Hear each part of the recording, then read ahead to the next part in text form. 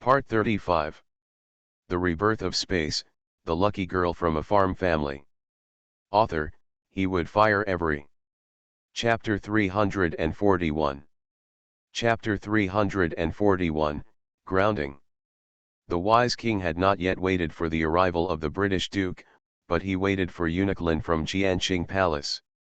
Your Majesty, this is the Emperor's oral instruction, please enter the palace immediately. The wise king received the order and turned around to tell Huarujun, the Duke will come over in a moment. Please ask the Duke to go back first, and I will go look for him later. Uniklin said, Your Majesty, please invite me. The Duke of Guo is also going to the palace. Your Majesty has sent someone to invite the Duke of Guo. After hearing this, the wise king's heart sank.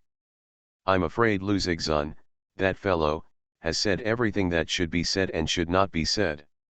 Your Majesty, please, Uniklin urged. The wise king raised his head and said, Thank you, Uniklin, let's go.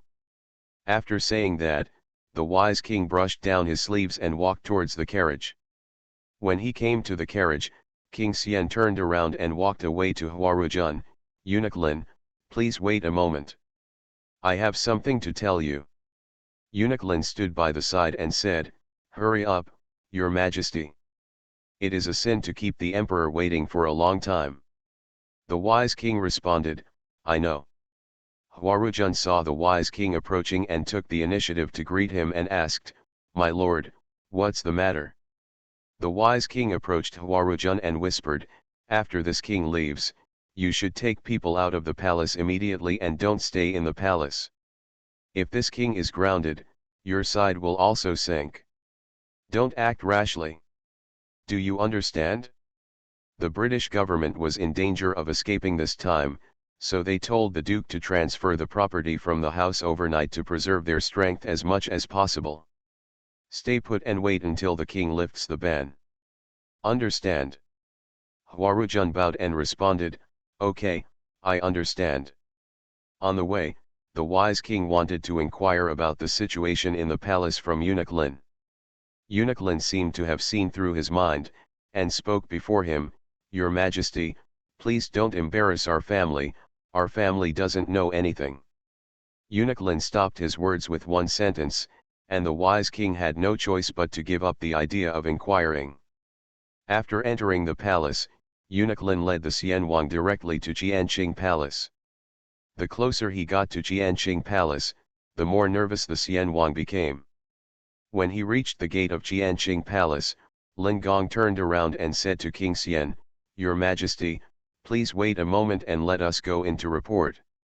The wise king bowed down and said, Thank you, father-in-law. Not long after Uniklin entered, there was the sound of King Xianxian, the chamberlain, coming to see him. The wise king walked in. Uniklin stood on the corridor, leaned forward and said, Your Majesty, the Emperor is in the imperial study. Your Majesty, please come. The wise king stepped into the royal study and knelt down to the Emperor who was sitting behind the dragon table.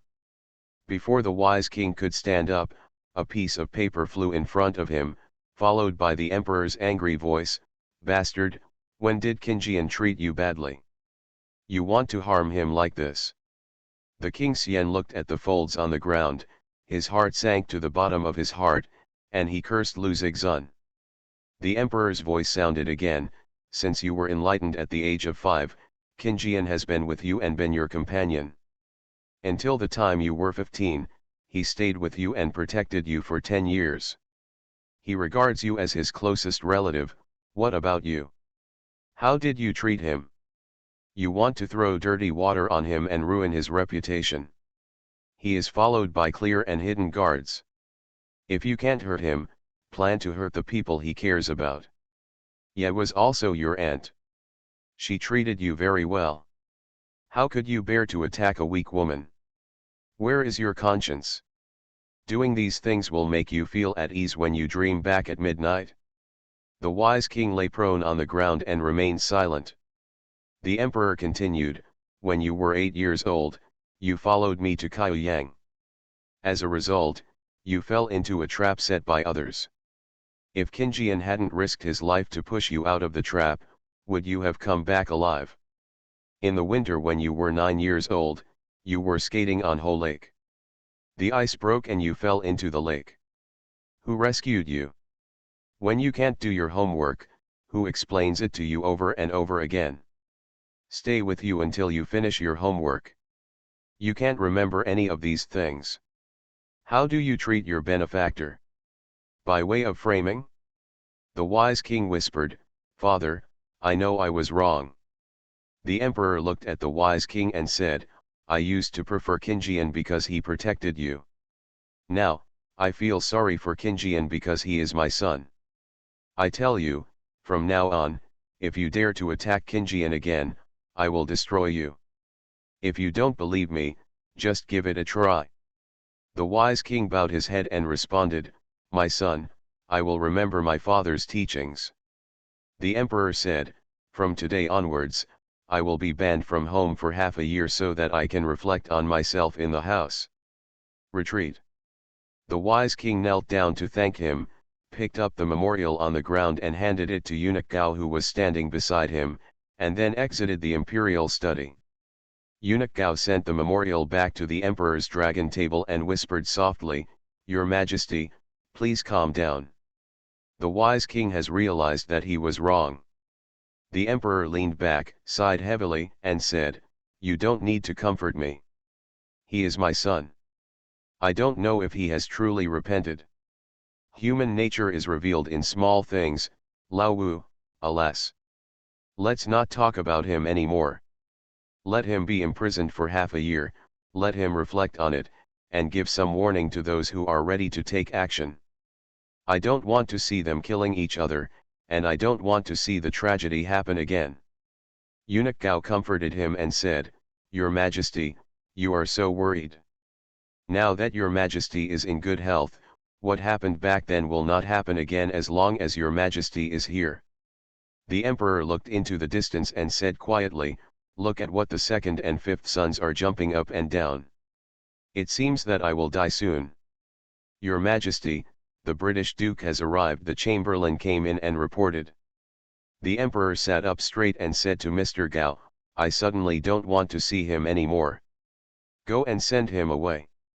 Eunuch Gao bowed and said, "Yes, I understand." After saying that, Eunuch Gao exited the imperial study. When the British public saw Eunuch Gao coming out, he hurried over and leaned over and said, "Eunuch Gao." When the British Duke straightened up, he leaned toward Eunuch Gao and asked in a low voice, "Eunuch, your Majesty, he." The British Duke did not say the next words. He stared at Eunuch Gao and winked at Eunuch Gao, hoping that he could reveal to him the emperor's happiness and anger at this time. Eunuch Gao held the fly whisk in his hand, bowed to the British Duke, stood up and said, "Please come back, Mr. Guo." The emperor said that he suddenly doesn't want to see Mr. Guo. After saying that, Eunuch Gao turned around and walked back. The British Duke looked at Eunuch Gao's back, stood on tiptoes and asked, "Hey, Eunuch Gao, didn't the emperor summon me to the palace? Why didn't the emperor see me again?" Eunuch Gao walked forward without looking back. As he walked, he said, "My lord, please go back. Think about it slowly when you go back. Maybe, my lord, you will figure it out." The British Duke stood at the door of the Qianqing Palace for a long time, looking worriedly into the Qianqing Palace. He hoped that the emperor would change his mind at the next moment and call him in again. Being called into the palace by the emperor, but then turned away by the emperor. This was the first time in his life. Britain waited for a long time, but still did not receive the emperor's summons, so she had to walk out of the palace in disgrace. When Du Bin saw the British Duke coming out, he quickly asked the coachman to pull the carriage over. After the British Duke got into the car, he ordered, "Go to Prince Yen's mansion." Du Bin looked at the British Duke and told the driver, "Go to Prince Yen's mansion." Along the way, the British man leaned against the carriage and said nothing. Du Bin glanced at the British Duke, poured a cup of tea and handed it to him, and said cautiously, "My lord, please have some tea." The British Duke shook his head, "No need." Du Bin saw that the British Duke was unwilling to say anything, so he stopped talking. Along the way, the British father always maintained the same posture, leaning against the carriage without saying a word, not knowing what he was thinking. Du Bin tensed his heartstrings and glanced at the British father from time to time. The car turned onto the street where Prince Yen's mansion was located, and the driver said, "Guanxi Du, there are many guards at the gate of Prince Yen's mansion." The British Duke was so shocked that he sat up straight, pulled open the curtain, and stuck his head out of the carriage to look at Prince Yen's mansion. There are indeed many imperial guards at the gate of Prince Yen's mansion. Du Bin said to the British Duke, "My lord, please go and have a look." The British Duke frowned and nodded, "Go." Du Bin jumped out of the car and walked to Prince Yen's mansion. Soon, Du Bin returned to the car and reported to the British Duke, "My lord, the wise king has been grounded by the emperor for half a year." The British Duke's heart sank. He was stunned for a long time before he said, "Go back home." The driver was driving to the British government. When the car came to the corner, a man suddenly stepped close to the car. When the followers saw someone approaching, they immediately surrounded him. Du Bin recognized Yang Jining and waved to his entourage, who immediately returned to his original position. Yang Jining raised his hand to Du Bin and said, "Thank you very much, Manager Du Mr. Guo, we will invite Mr. Guo to have a cup of tea in the tea house in front." Du Bin returned to the car and reported to the British Duke, "My lord, Mr. Huarujun. The second Master Hua invites my lord to have tea at the Jingbo tea house in front." "My lord, do you think?" The British Duke didn't think too much and nodded in agreement, "Okay." Du Bin lifted the curtain and said to Yang Jining, "The Duke of Guo is going over right now. Please lead the way." Yang Jining leaned back and said, "Please come with the younger one." The driver followed Yang Jining to the backyard of Jingbo Tea House. After the British bus got off the bus, he followed Yang Jining to the private room at the end of the second floor. Huarujun heard the footsteps and stood up to greet them. After the two parties met, Huarujun let the British minister into the house and told Yang Jining, "Keep watch and don't let anyone get close." Yang Jining stepped down to help. The British Duke sat down and asked, "How could the prince be grounded by the emperor?" Huarujun poured tea for the British Duke and said, 2 hours ago, Mr. Luer was taken away by people from Dali Temple. The Duke of Guo didn't know yet. The British man looked at Huarujun in surprise.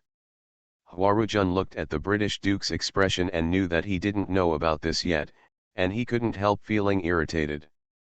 Huarujun tried hard to suppress the unhappiness in his heart, raised his hand and signaled, "Master Guo, please have tea." The British Duke reached out to pick up the tea cup, took a sip of tea, and asked, "Zigzun, he?" Huarujun snorted coldly and said, "Before, I told the Duke of Guo to send Master Lu to the military camp, but the Duke was reluctant to part with it." "What about it? Did Master Lu commit a crime?"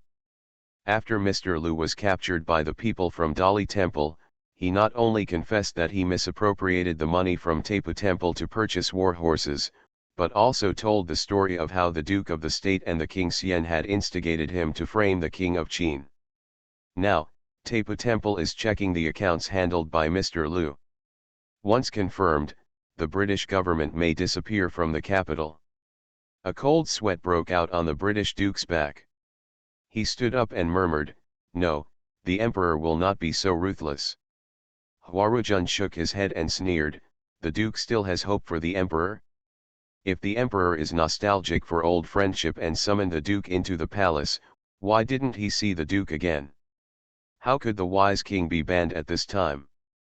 Prince Yen just got married yesterday, and Princess Yen has not returned for 3 dynasties, so she is confined in Prince Yen's mansion. Lord, tell me, what is this?" The British Duke fell back into the chair. "So, the British Duke's government is over." Huarujun said, "There will be results tomorrow morning at most." Let's wait and see. But, is the Duke willing?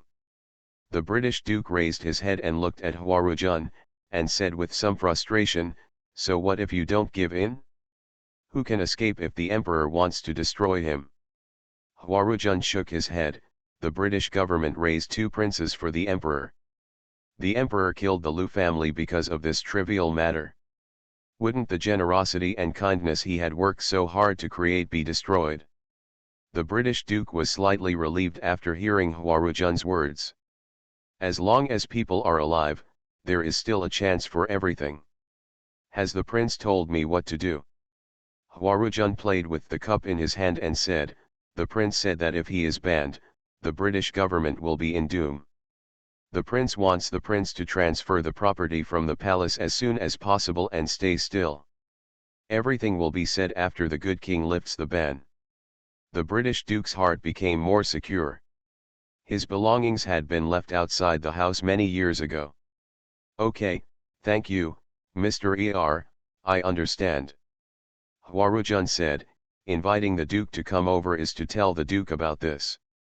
Also, I got a letter that on the way to Prince Yen's mansion from the palace, the British prince's son entered the palace. The British Duke was stunned. Has Dinkan entered the palace? Huarujun nodded and said bluntly, yes. Will the military power of the British Duke be taken back? Even if the military power of the British Duke is not taken back, from now on, the opinion of the Duke will not matter. The British Duke's face turned red, but he had no words to refute, because Huarujun was telling the truth. Afraid that Huarujun would say something even more unpleasant, the British father stood up and left. I'm going back to my house first. If Mr. Hua has anything to do, I'll send him up to the house to look for me. Huarujun did not hold back and stood up. I will see the Duke off. Huarujun sent the British minister to the stairs and said, the secret guards of the Duke of Guo, before the prince lifts the ban, it is best to let them sink to the bottom of the pond and not come out to cause trouble. The British Duke stopped his raised foot and turned his head to look at Huarujun in astonishment, as if he had never known him before. His secret guard is the trump card in his hand. Very few people know about it. He didn't even tell the wise king. How did Huarujun know about it? Second master knows. Huarujun looked at the British Duke condescendingly, nodded slightly, and said, I know much more than that. The British Duke looked at Huarujun blankly. Huarujun met the British Duke's gaze and let him look at her with a half-smile. After a while, the British Duke withdrew his gaze and walked downstairs silently. Huarujun looked at the back of the British Duke and said loudly, Master, please go slowly. The British gentleman got on the bus. It took him a long time before he murmured, go back home. Du Bin saw that the British Duke looked strange and asked tentatively, is the Duke feeling unwell? The British Duke shook his head and said in a confused manner, I shouldn't recommend Huarujun to the prince. End of this chapter. The Rebirth of Space, the lucky girl from a farm family. Author, he would fire every. Chapter 342. Chapter 342 Goblin. Before breakfast, Lonisara came over and said, Princess, Hongxia is outside asking to see you. Ask her to come in. Gu Chengwan is recuperating at home, and Wan Xiaoshuang is busy with getting married. These days, Hongxia is in charge of Huayu Pavilion. Not long after, Hongxia came in and said, Princess, there is not much flour due in the shop. We can buy it for 2 days at most. When Gu Chengwan was not injured, Hua Yanran gave her the raw materials, and she completed the preparation of the floral dew. Now that Gu Chengwan is injured, no one does the preparation work. Hua Yanran said, I understand, you go first, I will go there after breakfast. After breakfast, King Yu drove the car, and Gu Huayu took Lonisara to Huayuj. After arriving at the shop, Hua Yanran said to Qing Yu, take Lonisara and go to the braised vegetable shop in the south of the city to buy some pig head meat. Gu Huayu blinked at King Yu while giving instructions. King Yu understood what he was doing. He blushed and scratched his head with the riding crop. He leaned back and said, "Yes, I understand." Hua Yanran said, "As long as you understand, go quickly. Then take Liandong to go shopping. She has been in the capital for a long time and has not gone shopping properly." King Yu responded with a smile, "Okay." Ling Dong blushed and said, "I just went shopping with the princess last time." Hua Yanran smiled and said, "Is that the same? When you go shopping with me, I buy. Today, King Yu will go shopping with you. If you see something you like, you will buy. Ling Dong said sincerely, "I have everything I need to eat, so I don't need to buy anything." Hua Yanran said to Qing Yu, "I'll give you a task. If you can't spend 200 taels of silver on Lonicera today, don't come back." Ling Dong was so frightened that he waved his hands repeatedly, "Princess, I have everything. You really don't need to buy anything." King Yu said to Gu Hua, "Thank you, princess. I promise to complete the task." Hua Yanran gave Qing Yu a thumbs up, "Okay, I'm optimistic about you. You go quickly." Landong wanted to say something else, but Hua Yanran pushed her into the car, "Go quickly." King Yu drove away, and Hua Yanran said loudly, "Remember, the 200 taels of silver are for buying things for Lonicera and cannot be used on others. Also, you can go back to Wutong Lane in a while. I will let Zhengzhen deliver it when I'm done here. I'm going back." King Yu raised his voice and responded, "I understand, little one." After bidding farewell to Lonicera and King Yu, Hua Yanran headed into the preparation room in the backyard and began to prepare floral dew. After preparing the ready-made materials, Gu Huayu entered the space. Seeing that the space transaction column was full of things, she remembered that she had not been to space for some days. Hua Yanran collected the things, sorted them and put them in the storage room, and gave them to Atong. After Qin Feng and Luo Heiran left messages respectively, they took the perfume raw materials given by Luo Heiran and were preparing to leave the space. Qin Feng's voice sounded, "You little girl, long time no see, don't you miss me?" Hua Yanran felt happy when she heard the long-lost voice. She turned to look at Qin Feng and said with a smile, "Smelly old man, when did you get out of seclusion?" Qin Feng looked at Hua Yanran's happy appearance and was in a good mood, his eyebrows suddenly raised. He replied, "It's been a few days. How are you over there? Looking at you, you should be doing well." Qin Feng looked at Hua Yanran thoughtfully. "You look good, and your body seems to be in good condition." While Qin Feng was looking at Hua Yanran was also looking at him, "Smelly old man, has something happened to you?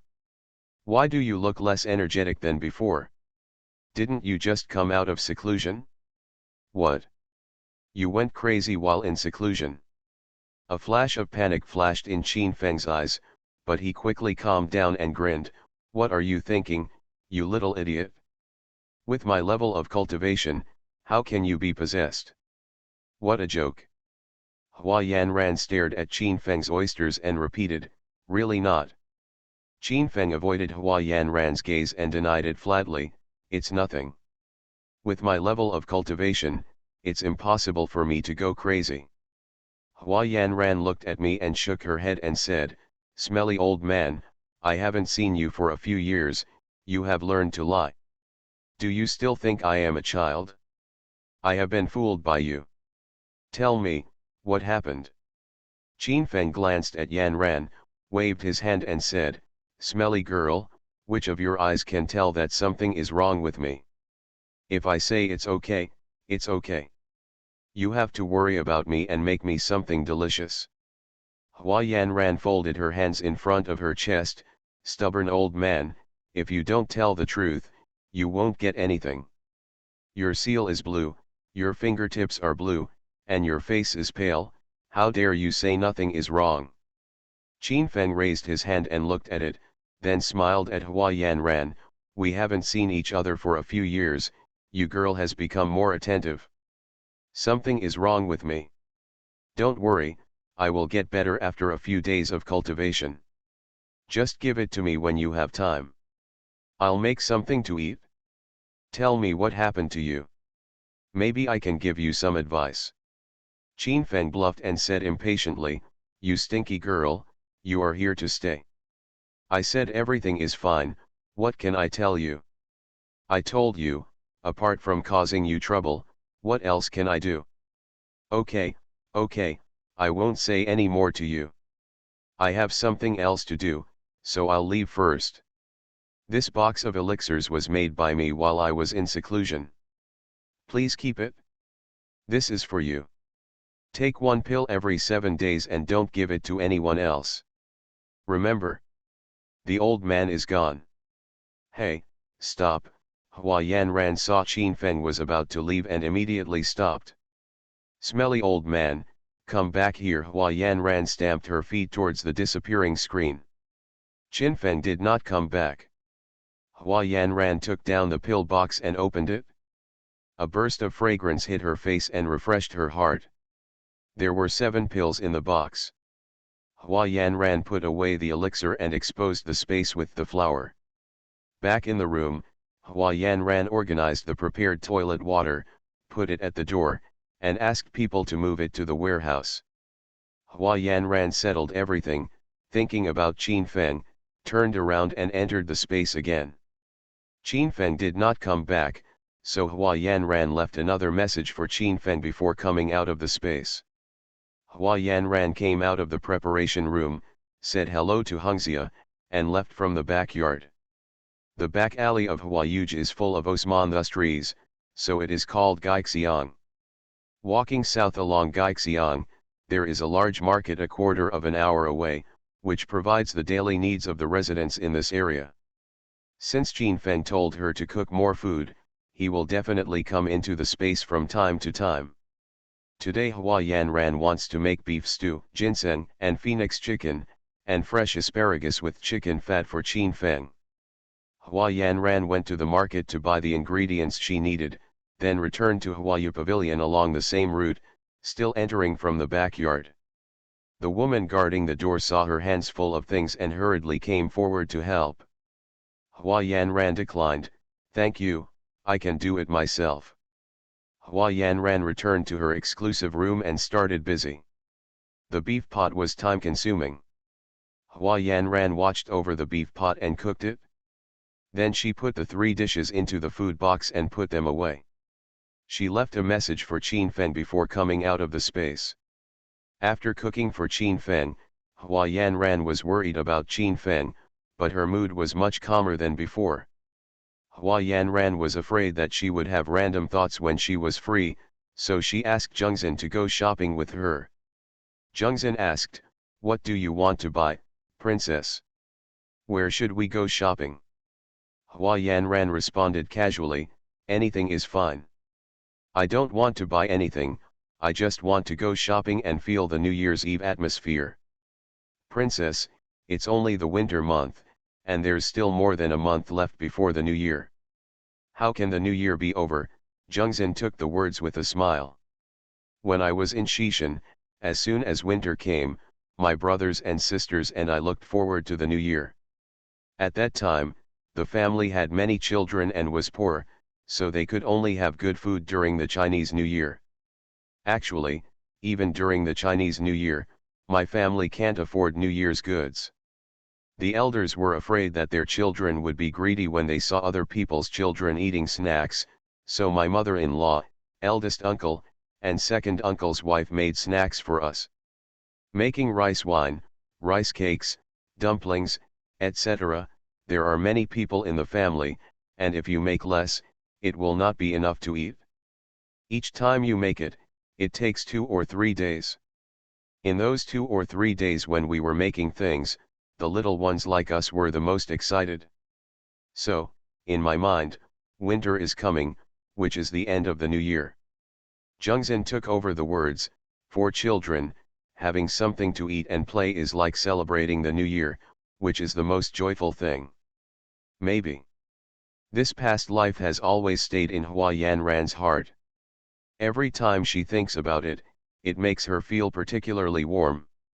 She has never told anyone these things, but now Jungzin said something, and she subconsciously explained it to Jungzin. Hua Yanran knew in her heart that she was worried about Qin Feng, very worried. From the time she traveled to modern times and discovered that Qin Feng was a ring with a space, Qin Feng appeared in her life. Qin Feng, a Tong, exists like a family member in her heart. How can she not worry when her family is in trouble? Jungzin talked to Hua Yanran, but she didn't respond. Princess, Jungzin called out again, but when Hua Yanran still didn't respond, she just walked forward, dumbfounded and didn't know what she was thinking. Seeing that Hua Yanran was about to bump into someone else, Jungzin hurriedly stepped forward to help her. I'm sorry, I borrowed it. Who is it? He walks so domineeringly. The pedestrian was dissatisfied and complained to Jungzin. Jungzin apologized with a smile on his face. I'm sorry. Pedestrians were dazzled by the sight and pulled their companions aside in dissatisfaction. Jungzin tried to shout again, Princess, Princess. Seeing that Hua Yanran still didn't respond, Jungzin stretched out his hand and pulled Hua Yanran's sleeve. Princess. Hua Yanran came back to her senses and looked at Jungzin blankly. What's wrong? Seeing Hua Yanran come to her senses, Jungzin finally felt relieved. What was the princess thinking just now? I called the princess several times, but the princess didn't hear her. Hua Yanran knew that she had just lost focus, so she explained, I'm sorry, I got distracted thinking about things that happened when I was a child. Jungzin nodded and said, oh, there is a crossroads ahead. I want to ask the princess, which way should we go? Hua Yanran raised her hand and pointed casually, let's go forward. When we are tired, let's call a car and take the car back. Jungzin nodded, okay, then let's move forward. Hua Yanran was afraid that she would be distracted again, so she took the initiative to chat with Jungzin and chatted about her daily life. The two chatted and walked until they came to the vicinity of Chang'an restaurant. Jungzin saw Xiaoshan from a distance and said to Gu Huayu, Princess, the prince seems to be nearby. I saw the prince's secret guard Xiaoshan. Hua Yanran followed Jungzin's gaze and saw Xiaoshan hidden in the crowd, looking around, apparently setting up defenses. Jungzin asked, Princess, do we want to go up and say hello? Hua Yanran shook her head, no, if the prince makes an appointment and we rush forward rashly, it will disrupt the prince's plan. After saying that, Hua Yanran looked around, pointed at Jeju Tea House opposite Chang'an restaurant and said, let's go sit here and go find the prince later. Jungzin nodded and said, okay. The two of them went to the tea house, and Hua Yanran asked for a private room on the second floor facing the street. This house has an excellent view. Sitting under the window, you can take in the street view. Most importantly, this room is directly opposite the private room she has been to several times. Hua Yanran is extremely satisfied with this. Jungzin looked around, and after making sure he was safe, he said, Princess, I'm waiting at the door. If something happens, I'll call you. Hua Yanran nodded and said, okay. After Jungzin exited, Hua Yanran sat by the window and looked up at the private room opposite. The room had a familiar layout. Hua Yanran lowered the window, leaving only a small part of it. Then, Hua Yanran poked a small hole in the paper on the window with her hand. In this way, she can see the scene outside the window clearly, but the people outside the window cannot see her. Having done everything well, Hua Yanran drank tea and peered out of the window to see what was going on. Soon, the familiar carriage came around the corner and went around the back alley of Chang'an restaurant. Hua Yanran half stood up, put her head close to the window, and looked through the small hole until King Qin appeared in her sight. Hua Yanran suddenly felt like modern wives monitoring their husbands to catch them, and she couldn't help but purse her lips and smile. Hua Yanran watched as Ryuan poured tea for King Qin, and then saw shopkeeper Miao entering the room to report to King Qin. Afterwards, King Qin ordered something, shopkeeper Miao bowed down and left the private room. Hua Yanran was a little tired from standing and planned to lower the window so that she could sit and peek. When Hua Yanran closed the window, she saw Princess Xiwen getting off the carriage. Hua Yanran was petrified in an instant, cursing herself for being a cuckold. Just a moment ago, she was complaining, but in the blink of an eye, she caught someone cheating. Did the slap in the face happen too quickly? Even if Hua Yanran is beaten to death, Hua Yanran does not believe that Princess Xiwen's appearance here is accidental. It's not a coincidence, it's inevitable. Why is it inevitable? Either the King of Qin makes an appointment with Princess Xiwen, or Princess Xiwen makes an appointment with the King of Qin. Chang'an restaurant is in the hands of the King of Qin. It is obvious who will make an appointment with whom. Hua Yanran suddenly became jealous. She clenched her fists in anger and cursed in her heart, "You Zhou Jinghong, you are going on a date behind my back. My aunt wants to see what you are doing." Hua Yanran sat down, closed the window tightly, stared at the private room opposite, and counted in her heart. Hua Yanran counted to 250. The door of the private room opposite opened, and Princess Xiwen appeared in Hua Yanran's eyes. Hua Yanran cursed out loud, "Damn, what a 250. Hua Yanran cursed and stared at the two people opposite her. Princess Xiwen looked shy, and King Qin stood up to show courtesy. Hua Yanran was so angry that she burst out of the room when she saw King Qin move Princess Xiwen to her usual seat. Hua Yanran walked around the room twice, walked to the window again, and continued to stare at the opposite side. Princess Xiwen was lowering her head to sip tea. When she lowered her head, she did not forget to glance at King Qin secretly. "Damn it, you fairy." But Princess Xiwen's gentle look made Hua Yanran's mind suddenly appear the words that were just like that gentle bow of her head. End of this chapter. You are listening to Novels at Bless Up channel. Wish you happiness and luck. Please subscribe to receive new novels. How do you feel about this novel? Please like and leave a comment. The Rebirth of Space, the lucky girl from a farm family. Author, he would fire every. Chapter 343. Chapter 343 Utilization. Damn it, what the is this? Hua Yanran quickly shook her head to shake off those slanderous words. She is sick if she still thinks about those nasty words about someone who seduced her. Hua Yanran turned her attention to King Qin. Oh my god, this guy is actually smiling. Doesn't he know that he walks like orchids and jade trees, and smiles like the bright moon in his arms? Doesn't he know that it's dangerous to smile like this at someone who is interested in him? What is he going to do? Hua Yanran was so angry that she clenched her fists. She really wanted to rush over and tear off the corners of his raised lips, and then have a big quarrel with him. She has always been an action person and takes action whenever she thinks of something. Hua Yanran walked to the door regardless. Seeing Hua Yanran come out, Zhengzhen asked, "Princess, where are you going?" Zhengzhen's shout brought Hua Yanran back to her senses. Yes, where is she going? Go make a scene? What qualifications does she have to make trouble? Who is she to him?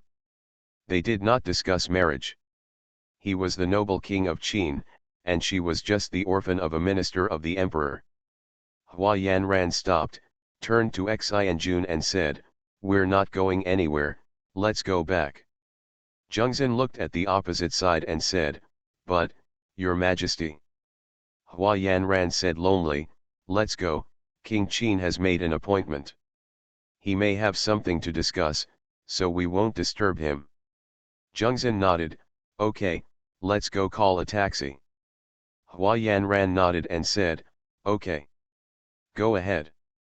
Zhengzhen went downstairs first, and Hua Yanran took a look at the house, wondering if she should go back again. Soon, Hua Yanran rejected this idea and had to admit that sometimes, she was very cowardly. Hua Yanran came down from upstairs. Jungzin had already paid the bill and ordered a car. Hua Yanran got into the car and said to Jungzin, "Go back home." At Chang'an restaurant, Yuan knocked on the door and entered the room to report, "Your Majesty, 4th Master Zhang is here." As soon as Yuan finished speaking, Zhang Che entered the room. Princess Xiwen looked up at Zhang Che, stood up knowingly, and said to King Qin Fushen, "Brother Qinjian is busy with something, I won't disturb him, and I'll take my leave." Zhang Che looked at King Qin and then at Princess Xiwen. He wanted to say something, but found that he couldn't say anything at all, so he had to stand on the side and watch the two of them. King Qin stood up and nodded to Su Xiwen, "Okay, let's go slowly. See you soon." Princess Xiwen smiled happily and said, "Okay, see you soon." Princess Xiwen nodded towards Zhang Che, turned around and left the house. Seeing Princess Xiwen leave the house, King Qin let out a heavy breath, turned around and greeted Zhang Che, "Huanzi, please sit down." Zhang Che sat opposite King Qin and joked with a smile, "Did I come at the wrong time?" King Qin was taking a clean cup to pour tea for Zhang Che. After listening to his words, he looked up at him and said, "What are you talking about? I've been waiting for you to come early until my neck grows long." With that said, King Qin pushed the teacup in front of Zhang Che. Zhang Che took the teacup, lowered his head and sipped the tea, put the cup down, looked at King Qin and said, "What is your plan?" "Princess Xiwen's thoughts on treating you are Sima Zhao's. Of the eldest princesses, the eldest princess of Qing'an has the most sacred heart. If the prince marries Princess Xiwen, it will be a good thing for the prince." King Qin shook his head, "I don't have that intention in treating her, and I never have." Zhang Che held the teacup with his hand and tapped it lightly with his index finger. After listening to King Qin's words, he said, "If this is the case, the prince must make plans early so that the Princess Qing'an mansion will understand the prince's intentions as soon as possible, especially Xiwen County. Lord, let her give up as soon as possible. Otherwise, if she delays it for a long time, it will cause trouble." King Qin leaned back and said with great annoyance, "This matter is really a headache. The trouble is that the Princess Qing'an mansion didn't make it clear. If the Princess Qing'an mansion made it clear, I would just refuse." The king of Qin helplessly spread his hands. He was really annoyed by Su Xiwen, and he couldn't do anything to her because it would harm the face of his relatives. Zhang Che came up with an idea and said, "Why don't you ask the emperor for a marriage? Arrange the marriage as soon as possible, so that those who are interested can stop their thoughts." King Qin said distressedly, "I also wanted to book it as soon as possible, but she said it would have to wait until after the new year. I can only wait." Zhang Che's heart froze, and then he asked tentatively, "Who is she that the prince said?" The king of Qin considered Zhang Che one of his own, so he had no intention of hiding it from him and said calmly, "Gu Xiao." Zhang Che paused his hand for a moment, then smiled and said, "Princess Yanran, I should have thought of this. In recent years, apart from Sister Jin of Qingqiu Palace, Princess Yanran is the only person that the prince has treated differently." King Qin pursed his lips and smiled, nodded, and admitted, "Yes, Xiao is special to me." Zhang Che wanted to know the importance of Gu Huayu in King Qin's heart, and continued to ask, "Because Princess Yanran is the prince's savior." King Qin narrowed his eyes slightly, thought for a moment, and said, "Not entirely." Zhang Che's body straightened up a lot unknowingly, and he asked, "How do you say it?" King Qin sat up straight, clasped his hands on the table, frowned slightly, thought for a while, and said softly, "How should I say this? 6 years ago, I met Xiao for the first time in Xishan. That feeling, I can't think of the right words to express it, it was a feeling of déjà vu. The first time I met her, I stared at her blankly for a long time, so much so that when she asked me questions, I forgot to answer them. Zhang Che said, 6 years ago, Princess Yanran was just a teenage girl. King Qin nodded, yes, at that time, Xiao was just a little girl. But the look in her eyes made me feel at ease. At this point, King Qin raised his head and looked at Zhang Che. After my grandfather passed away, I sent my grandfather's coffin back to Hongcheng. In Hongcheng, I met Xiao again. As you know, my grandfather's death hit me hard. In those days, I often couldn't sleep at night. I met Xiao in Hongcheng and talked to her for a long time that day. I felt relieved and relaxed. When I return to the capital, I often think of her. Later, I went to Hongcheng to look for her. But I was late, Xiao left Hongcheng. I took Ryuan and the others to search all over Daxing, just to find her. You also know what happened next. So, when the prince took Ryuan and the others to find Princess Yanran, the prince made sure of his intention. King Qin shook his head. At that time, I didn't think about this, I was just worried about her safety. Because, at that time, I already knew her identity. People from the Long Shadow Guard were looking for her, and I was worried that something might happen to her. The only way to truly confirm his feelings for her is to see her again after returning to Beijing. Zhang Che didn't ask any more questions. The king of Qin poured himself a cup of tea and then said, "You know about Lu Zixun." Zhang Che sighed, waved his hands, and said, "Forget it, just when I was leaving the office, my cousin blocked me at the entrance of the office and scolded me. I complained that I recommended people to him indiscriminately and caused such a big disaster. It's no wonder that my cousin reprimanded me. My cousin has been a top performer in government affairs for several consecutive years, and it seems that he is a stable top performer again this year. As a result, because of this matter, it came to nothing. You can imagine my cousin's mood. I recommended Zixun with good intentions, but who knew he would fail?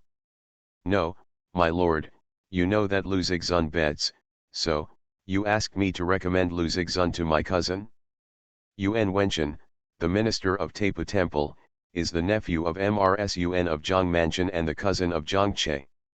Zhang Che came back to his senses and looked up at King Qin, waiting for him to speak. King Qin did not deny it, nodded and said, "I'm sorry, I didn't explain it to you before."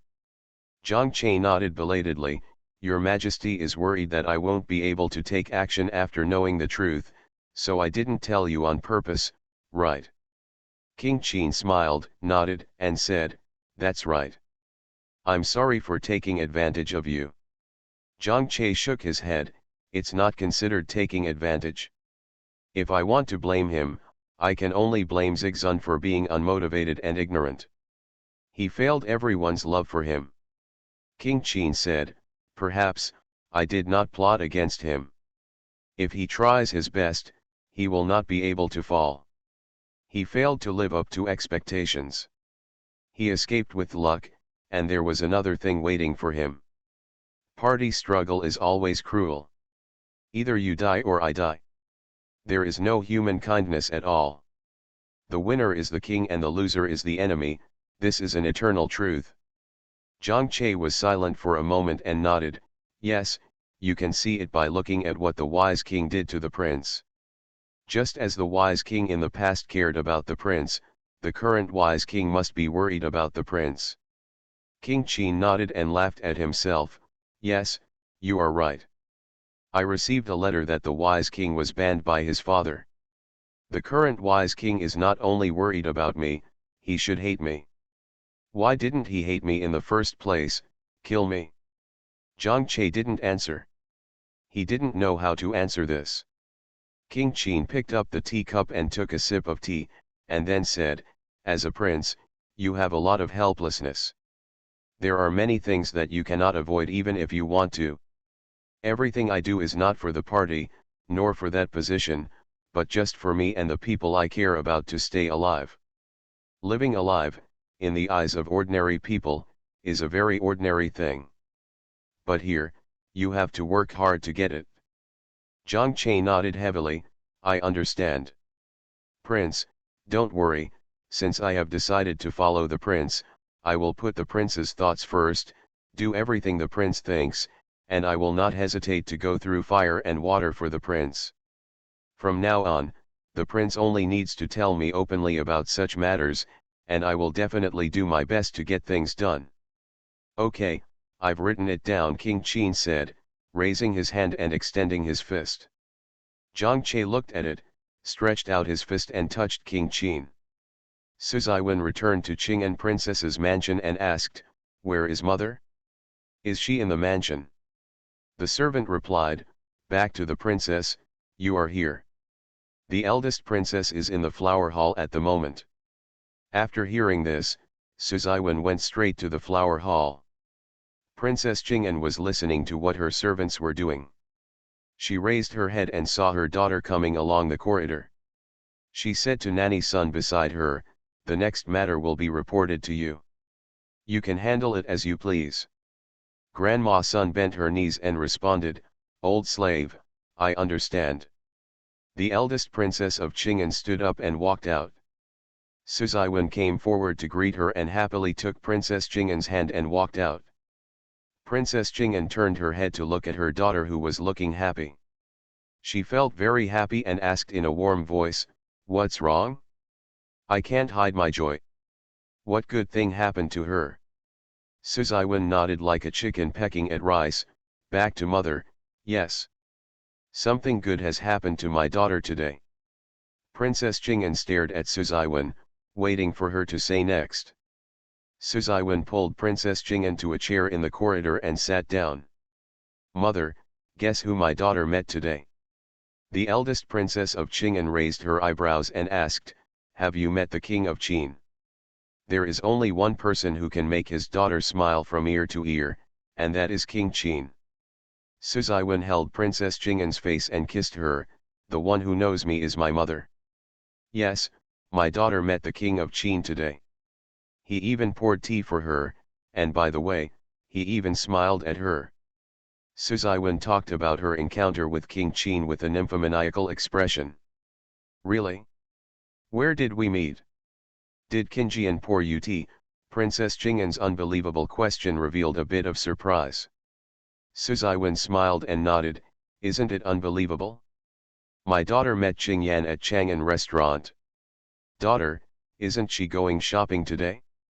I happened to be walking near Chang'an restaurant and saw the guards beside Qinjian.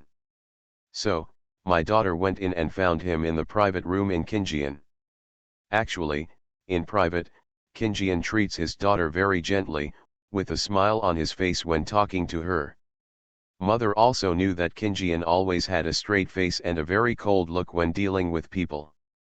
Princess Qing'an stared at Su Ziwen and asked, really? King Qin smiled when he talked to you. Su Ziwen raised the 3 fingers of his right hand and swore, my daughter swears, everything my daughter said is true and there is no exaggeration in the slightest. Mother, it seems that Qinjian is not ruthless to his daughter, right? Princess Qing'an thought for a while and nodded, if you put it this way, you should have some weight in Qinjian's heart. Su Ziwen smiled with crooked eyebrows, shall I tell you, I treat him so well, how could he not know? He must understand what I mean. Princess Qing'an squeezed Su Ziwen's hand and said, how long have you been talking together? Is it just the 2 of you? Is there anyone else here? Su Ziwen said, for a quarter of an hour, it was just the 2 of us. His entourage was outside the door and did not enter the house. The people serving me were also outside the house. Later, Zhang Si from Zhang Xiangfu came, and I got up to say goodbye. Of. Princess Qing'an nodded, okay, it's good if someone sees it. I just received a letter that King Xian was grounded by the emperor. The emperor is angry these 2 days, so it is not appropriate to propose marriage. After these 2 days, I will go into the palace to propose marriage to the emperor, and strive to finalize your marriage to the king of Qin as soon as possible. Su Ziwen said in surprise, didn't the King Xian just get married yesterday? Why was he grounded by the emperor today? What did he do? The emperor was annoyed with him. Princess Jing'an shook her head and said, I don't know the specific reason yet. At most, we should know the truth tomorrow morning. Su Ziwen pouted and said, the good king's ambition is too great. He must have done something that made the emperor angry, so he was grounded. Of the cousins, the second and fifth cousins are the most restless. The second cousin's restlessness is understandable, at least he has some talent. What does the fifth cousin have? It all depends on selling yourself to gain support. The most disgusting thing. Princess Jing'an glared at Su Ziwen and scolded, my skin is itchy, so I started talking nonsense again. End of this chapter. The Rebirth of Space, the lucky girl from a farm family. Author, he would fire every. Chapter 344. Chapter 344 Punished. On her way back, Hua Yanran was blocked near Maxing Street. Zhengzhen got out of the car and said to Hua Yanran, Princess, please sit down while the little one comes up and takes a look. Hua Yanran nodded and said, okay. Soon after, Zhengzhen came back with a face full of joy and reported, Princess, the road ahead is closed. Many forest troops are heading to the west of the city. It is said that something happened to the British government. Hua Yanran was stunned. She stuck her head out of the car window, looked forward, and asked, are you sure something happened to the British government? Ever since they learned that people from the British government were plotting against the King of Qin one after another, the people around Hua Yanran had no good impression of the British government. When I learned that something had happened to the British government, I was not at all sad, but felt particularly relieved.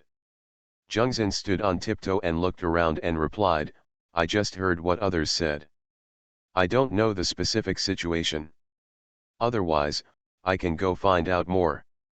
Hua Yanran said, no need, the Royal Forest Army has been dispatched. Uncle Hua and the others must know about such a big commotion.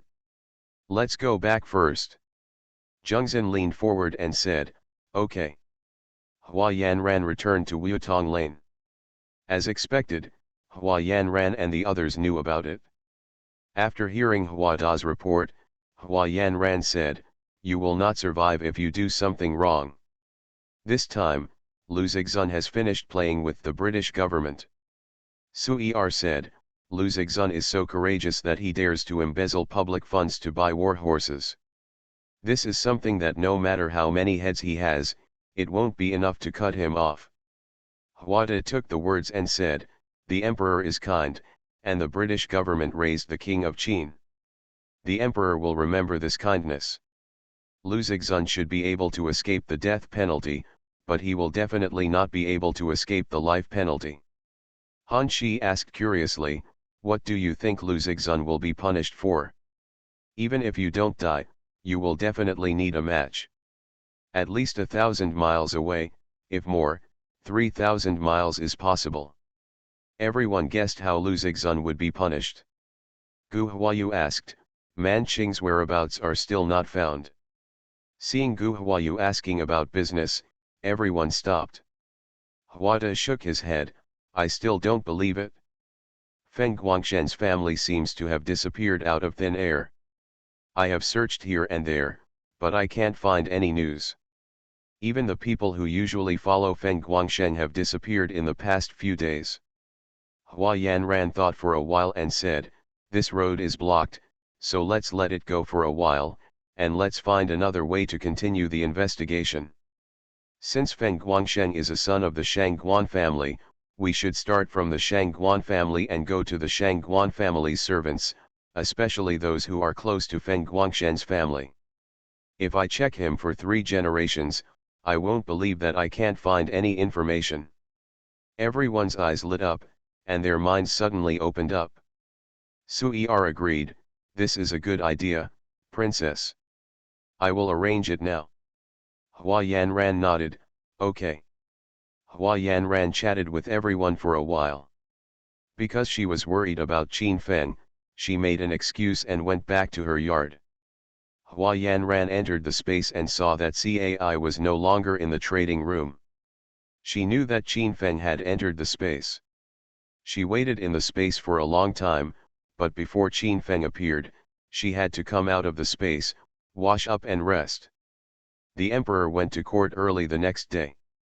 After going to court, the emperor looked at the civil and military officials with a sullen face. Then he looked at Eunuch Gao. Eunuch Gao said, "Please tell me if you have anything to do." That day, after the emperor became furious in the court, everyone in the family watched what was going on in the palace and tried their best to find out what was going on in the palace. The news that Prince Yen's mansion and the British Duke's mansion were surrounded by the Royal Guards Corps had already spread throughout the capital. Who dares to bring trouble to the emperor at this time?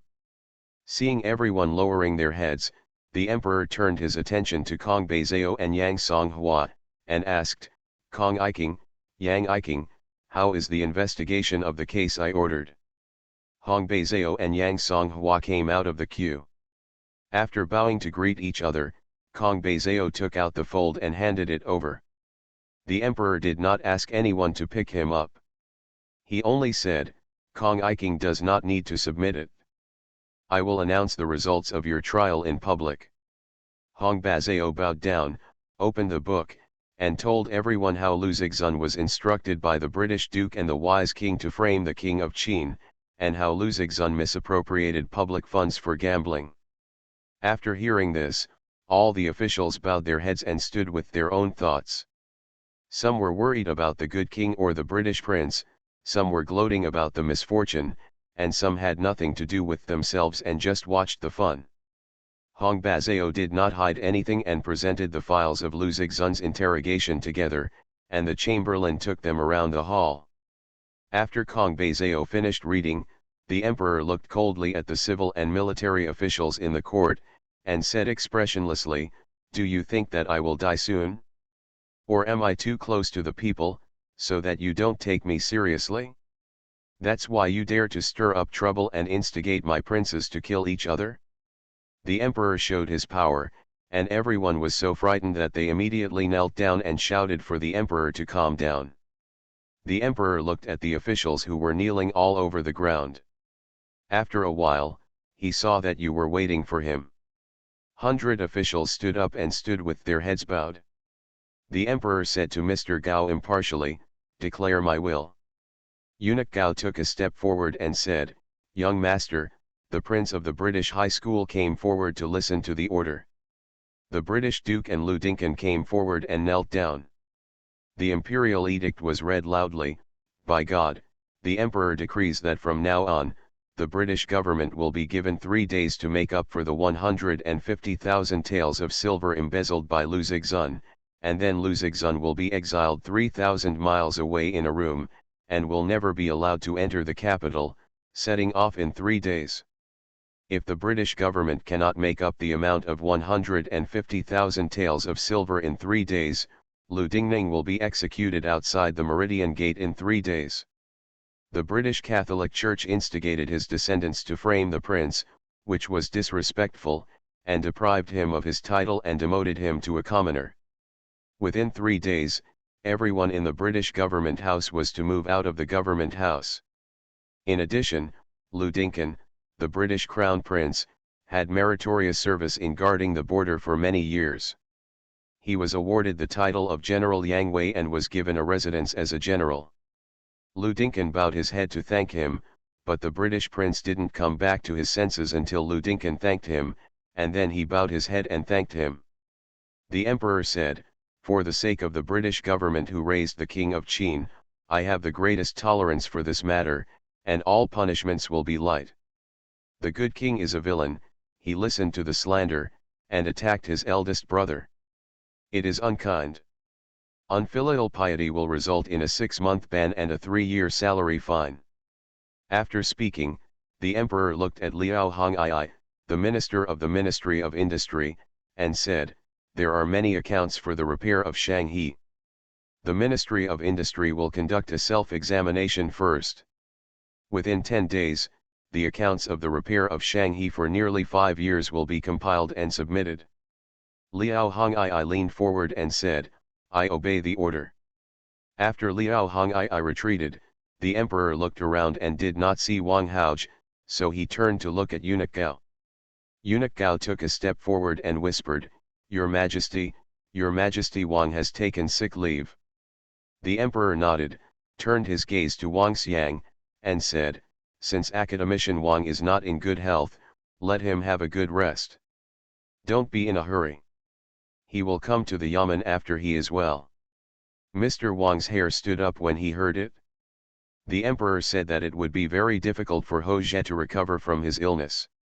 He leaned forward and said, Thank you, Your Majesty, for your kindness. The emperor turned to Kong Beizhou and Yang Songhua and said, The two beloved ministers will continue to work hard to investigate the unfinished cases and give an explanation to the people of the world. Hong Beizhou and Yang Songhua bowed down to accept the order. I obey the order. The emperor looked at Eunuch Gao. Eunuch Gao raised his voice and said, If you have anything to do, please report it. If nothing happens, please dismiss me. The emperor has been very angry these days. It is not a very urgent matter. Who would choose to report it at this time? The emperor saw that everyone had their heads lowered and said calmly, Dismiss the court. Eunuch Gao raised his voice and said, Dismiss the court. Everyone knelt down to see the emperor off. At the British Duke's mansion, Ms. Li's eyes were red and swollen from crying, and she said to Lu Dingning, who was sitting slumped aside, Master, you really have to think of something. What should I do with Zigzun? Lu Dingning turned around and shouted at Ms. Li, Cry, cry, cry, you know how to cry. Crying makes people upset. Since noon yesterday, the entire mansion has been surrounded by the Royal Forest Army. Not even a bird can fly out. You let me how to think of something. Little Li wiped away her tears and asked, Mother, what should I do now? Lu Xiren glanced at Lu Dingning, turned to look at Li, and said consolingly, Auntie, don't cry. It's useless to cry at this time. My grandfather and uncle went to the morning court. We will know the specific step when they come back. Li wiped her tears and said, I'm just worried about Zigzun. I'm afraid Zigzun won't be able to overcome this hurdle. Mr. Zhu didn't sympathize with Ms. Li at all. She usually indulged her son, but only when something happened did she know how to cry. What's the use of crying? Zhu said calmly, with so many imperial guards gathered at the door, my brother-in-law must be in trouble. After hearing this, Ms. Li began to wipe her tears again. Zi Ran, what can we do? Zi Sun is only in his early 20s, oh. My poor son, what can we do? Zhu said, instead of sitting here crying, Mother, why not go and count and see how much money is left? Once the brother-in-law's matter is settled, there will be many places that need money. Lu Xiren nodded and said, Mom, don't cry. Yuhua is right. Go and count it quickly to see how much money is left at home. Little Ms. Li thought that Ms. Zhu and Lu Xiren wanted to separate the family, so she cried and said, Why are my brother and sister-in-law so cruel? You guys started calculating the family property when his life and death were uncertain. He and his brother are still brothers from the same mother. Unexpectedly, Ms. Zhu didn't expect her good intentions to go well, and snorted coldly, You are a dog biting Lu Dongbin. Even if I didn't say anything, you can cry if you want. There are layers of royal guards surrounding the door. We don't know if the people in this room can survive. I am worried about this little family property. At this moment, I only ask the Bodhisattva to bless me and my son Kuakyo to survive. Ms. Li was even more confused after hearing what Zhu said, Xiren, can't we all survive? Lu Xiren shook his head, I don't know either. This matter is so big that the prince has been banned. Second Master, the Duke of the State and the Crown Prince have returned home. Also accompanying the Duke of Guo are the father-in-law who announced the decree. The people in the British government received the letter and came out to receive the order. After listening to the edict announced by the Chamberlain, everyone in Lu Dinkin's room looked happy, while everyone in Lu Dingning's room looked gloomy. It is true that there is joy in one room and sorrow in the other. LV Dingning hugged the British Duke's leg and begged, "Father, please save your son, he doesn't want to die." The British Duke wanted to shake off Lu Dingning's hand, but Lu Dingning held her tightly and he didn't even shake it off twice. "Let go first." Lu Dingning didn't get the British Duke's approval, so how could he let go? "I don't, Father, please save your son, he doesn't want to die." The British Duke raised his hand to Lu Dingning and said, "Let me go, I will save you." Lu Dingning got the right words and then let go of his hands. The British father said to Li, "Go and get the account book and see how much money is left in the account." Li took the account books and the British public checked them and found out that the accounts in the house were in a mess. The British master was so angry that he called the accountant. Under the British Duke's questioning, I found out that Mrs. Yang had transferred the money from the Duke into her private bag. Lu Dinkin sneered, "With a mistress like this, no wonder this family will fail. I don't want the money in the house anymore. You can use it to save Zigzun. I only hope that after he escapes this disaster, he will know where to go. Come back and take care of yourself." After saying that, Lu Dinkin left with Lu Zijian and his brothers. Lu Dinkin walked to the door, turned to look at the British Duke, and said, "In 3 days, the Duke's mansion will no longer exist. If my father has no place to go, he can come and live in the general's mansion. Only my father can come, and others will go to the general's mansion not accepted." The British Duke paused and said, "I'm very happy that you have such a heart. I have my own place to go, so I won't bother you." There are some things that Lu Dinkin wants to say. After thinking about it, he swallowed his words, turned around and left. Lu Zijian asked, "Why didn't my father persuade my grandfather?" Lu Dinkin glanced sideways at Lu Zijian and said, "Some people are still heartbroken even when they reach the Yellow River, and they don't shed tears when they see the coffin. What can I advise? He chose the path himself, so let him go." Lu Zijian stopped talking. Lu Dinkin said, "Next, you can follow me to the border." Lu Zijian bowed and said, "Okay, my son will obey his father's arrangements." The British Duke asked Li to go to Rongan Hall to get Mrs. Yang's account books, and took 150,000 silver from Mrs. Yang's warehouse to make up for Lu Zigzun's misappropriation of public funds. After the money was replenished, Lu Zigzun was released on the same day. After Lu Zigzun came back, he learned that he had been sent to a room 3,000 miles away. He cried and begged the British Duke to save him. The British public scolded angrily, "A useless thing can save your life, why aren't you satisfied? Because of you, the prince was grounded and his title from the British Duke was taken away. 3 days later, I am just a commoner. How do you ask me to save you?" Lu Zigzun knew that the deal was done, so he stopped making trouble. The British Duke asked Li to send off all the servants in the government who should be dispatched, leaving only a few people who were quick at work.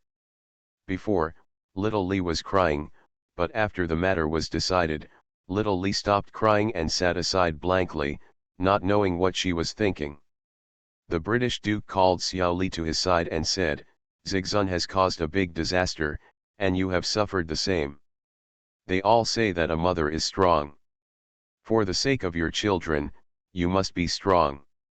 Zigzun, I can only rely on you from now on." Little Li looked at the British father-in-law with tears in her eyes. The British Duke asked, "Can you understand what I said?" Little Li nodded. The British Duke continued, "It's a long way to go, and bringing too much money with you will only bring disaster. Do you understand?" Little Li nodded again. The British Duke nodded with satisfaction and said, "The British Duke's government no longer exists, which is a good thing for you. Everyone knows that you have no money, so they will not make things difficult for you or seek money or death." Little Li listened carefully. End of this chapter. The Rebirth of Space, the lucky girl from a farm family. Author, he would fire every. Chapter 345. Chapter 345 Farewell.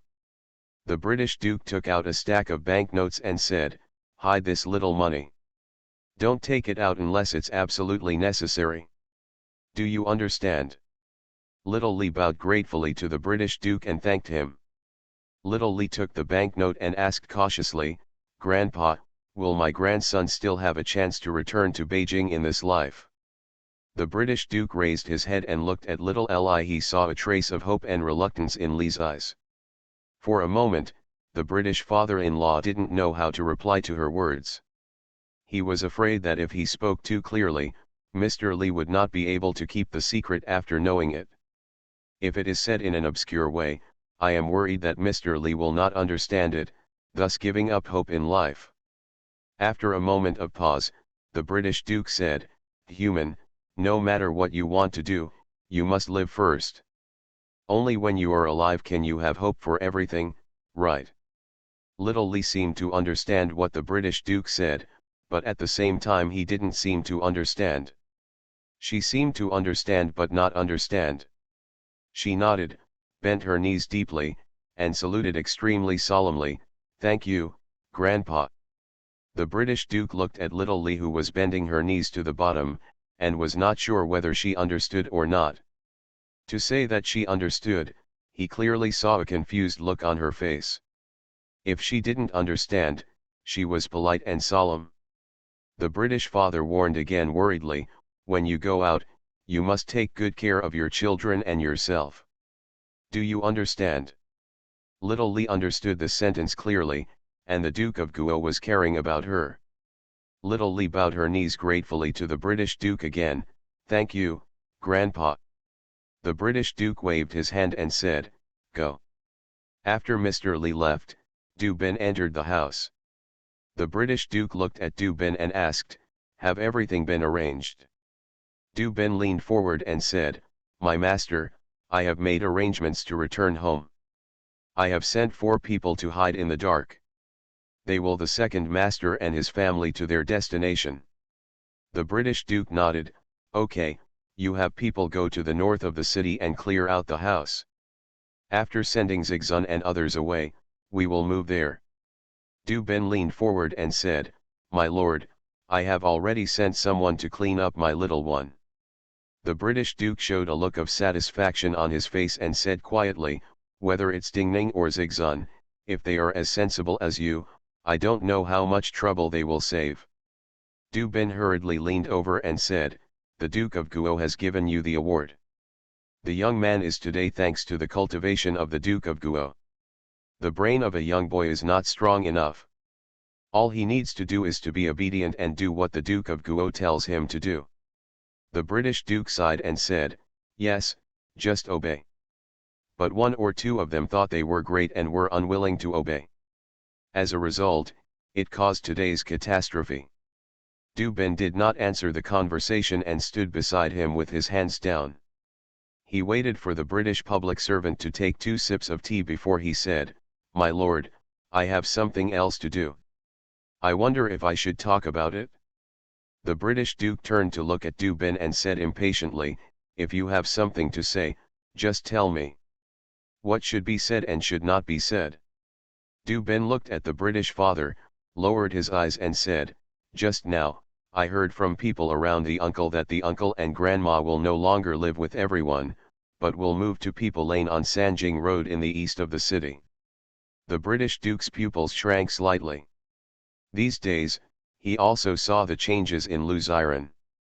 The prince told him that after experiencing that incident, Xiren became much more stable. He can finish the things that the prince tells him from beginning to end and can give replies. Lu Xiren can do this, which is a huge improvement. The British Duke originally wanted to take Lu Xiren with him to teach him while the wise king was banned, but he didn't expect that he had other plans. "Okay, I know, you go and do your work." Du Bin withdrew. The British Duke asked Li to send away all the servants in the palace who should be dispatched, leaving only a few who were quick at work. 3 days later, Lu Zixun left the capital with little Li, a pair of children and 2 concubines under the of official officials. Looking at her grandson and granddaughter who were also in wooden shackles, Mrs. Li was so heartbroken that she burst into tears. After sending Lu Zixun and his family away, Lu Dinkin looked at the British Duke and asked, "What will my father do next?" "Follow his son to the general's mansion in the south of the city." The emperor gave Lu Dinkin a courtyard with 5 entrances, located on Jinsa Street in the south of the city. The British Duke shook his head. "No, I found a place to live in Kiwan Lane in the north of the city." Lu Dinkin didn't say much and just said, "Okay, the son has moved to the general's mansion. If the father wants to live in the general's mansion, my son is always welcome." The British father did not answer the call. Lv Dinkin turned around and called Lu Li and others to drive away. After Lu Dinkin left the room, Lu Xiren leaned towards the British father and said, "Grandpa, my grandson's father-in-law has found a job for my grandson in the government office in the east of the city. My grandson plans to take Zhu and Qiaqiu to live in Sanjing, east of the city.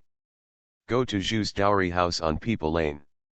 Before the British Duke spoke, Lu Dingning and Li said at the same time, let's go quickly, so that I won't be upset by watching." Li said, "How can that be done? The family naturally has to live together. Zixun has gone away and will never be able to return to Beijing again in this life. You have to live separately in the capital. How can you be like a family? How can you let me live? Besides, your grandmother is still injured and needs someone to take care of her. How can you take care of your family when you and Yuhua live in the east of the city?" Lu Xiren was unwilling to live under the same roof as Lu Dingning, and said, "Auntie, my son lives in the east of the city for the convenience of work. Didn't my mother leave some people behind? There is no shortage of people to take care of my grandmother. If my son lives in this room, the expenses at home will also be reduced a lot. He wants to go out to live alone, so you let him out. How much do you want to keep him? Come on, let me go quickly," Lu Dingning shouted with a bluffing face. Li Shi looked at the British Duke. She hoped that the British Duke could help keep Lu Xiren. "Father, do you see?" Seeing that Lu Xiren had decided to leave, the British public did not try to persuade him to stay.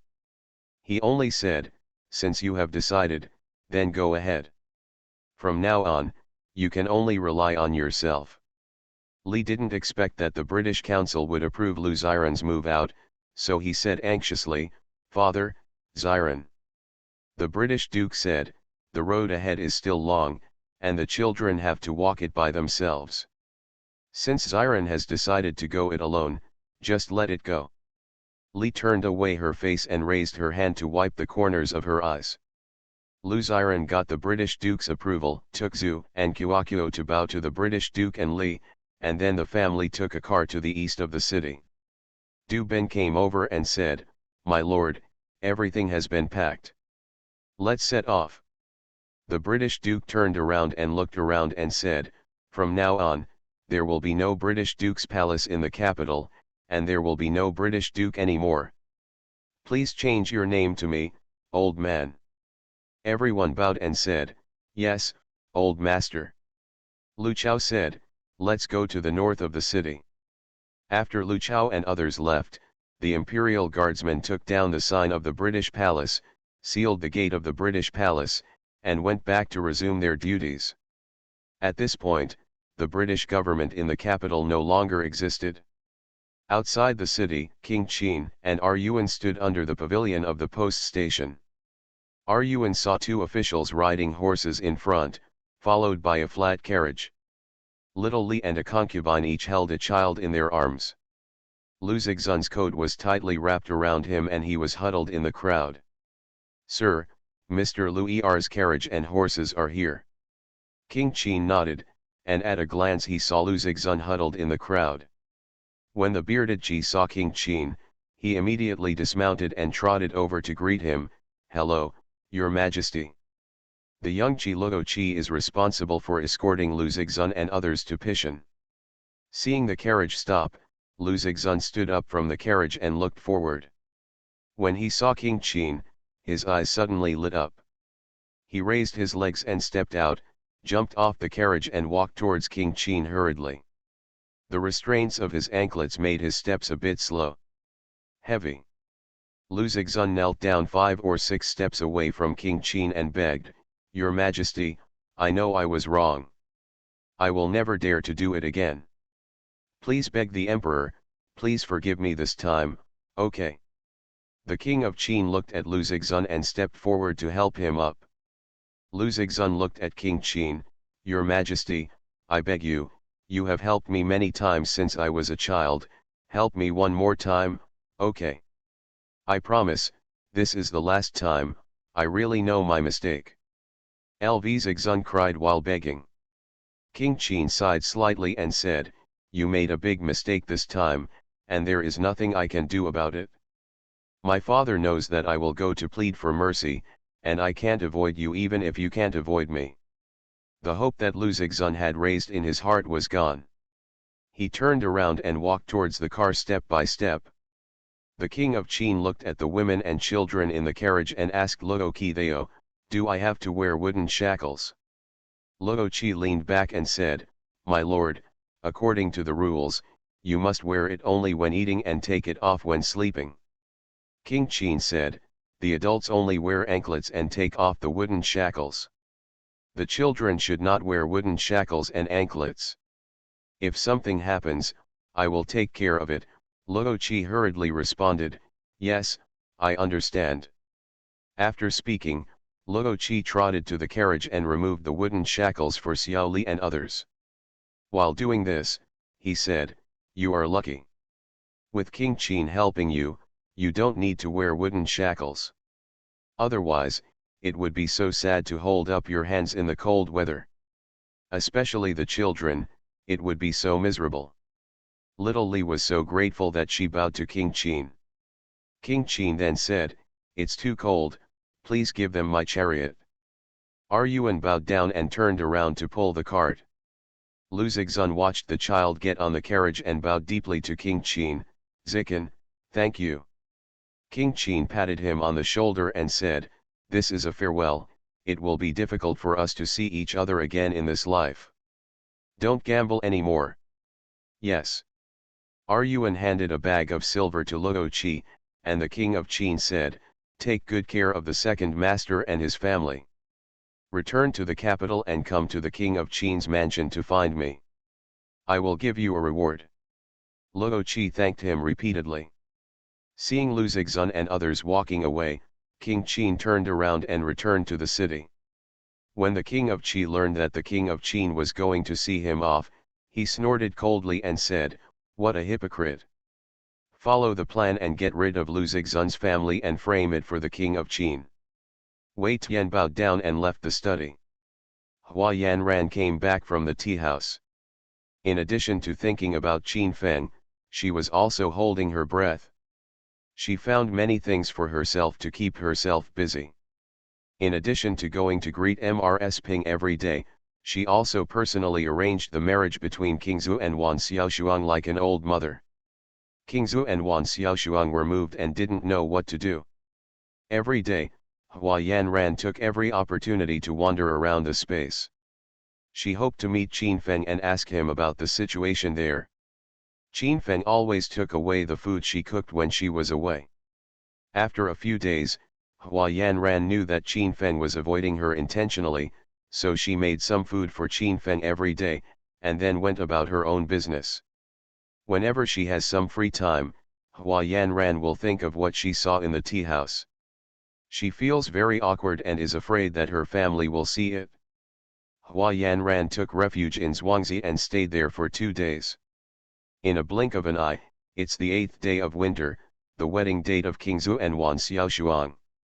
King Zhu and Wan Xiaoshuang both said that they don't want to make things big, as long as they have the blessings of their families, they will be happy. Hua Yanran obeyed their hearts and did not send out invitations. She just gathered her family together to be a witness to them. Unexpectedly, Mrs. Ping learned about this from Yang Jing and brought people from the Shi mansion over early. Yang Jing from Shi Mansion gets along well with Wan Xiaoshuang, and they have a good friendship. At the Prince of Qin's mansion, Rumo is on good terms with King Zhu and knows that today is a good day for King Zhu. I took a leave of absence and came here specially to have a wedding banquet. Hua Yanran saw Ru Yan coming and looked back nervously. She didn't see the familiar figure, and she felt relieved but also a little disappointed. Hua Yanran secretly scolded herself for being pretentious. Since she was jealous, angry, and didn't want to see him, wasn't it just right if he didn't come? Why should you be disappointed? Why are you so disappointed? Princess, the female relatives of Duke Qingqiu have come over. Wang Qin hurried over to report. Hua Yanran was so shocked that she quickly stood up and said to Mrs. Ping, "Grandma, I'll go and greet you." Mrs. Ping then stood up and said, "Who are the Duke Qingqiu who are here? I will also go to greet them."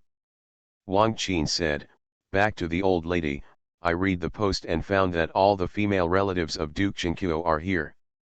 Hua Yanran said as she walked, "Didn't we not submit the post?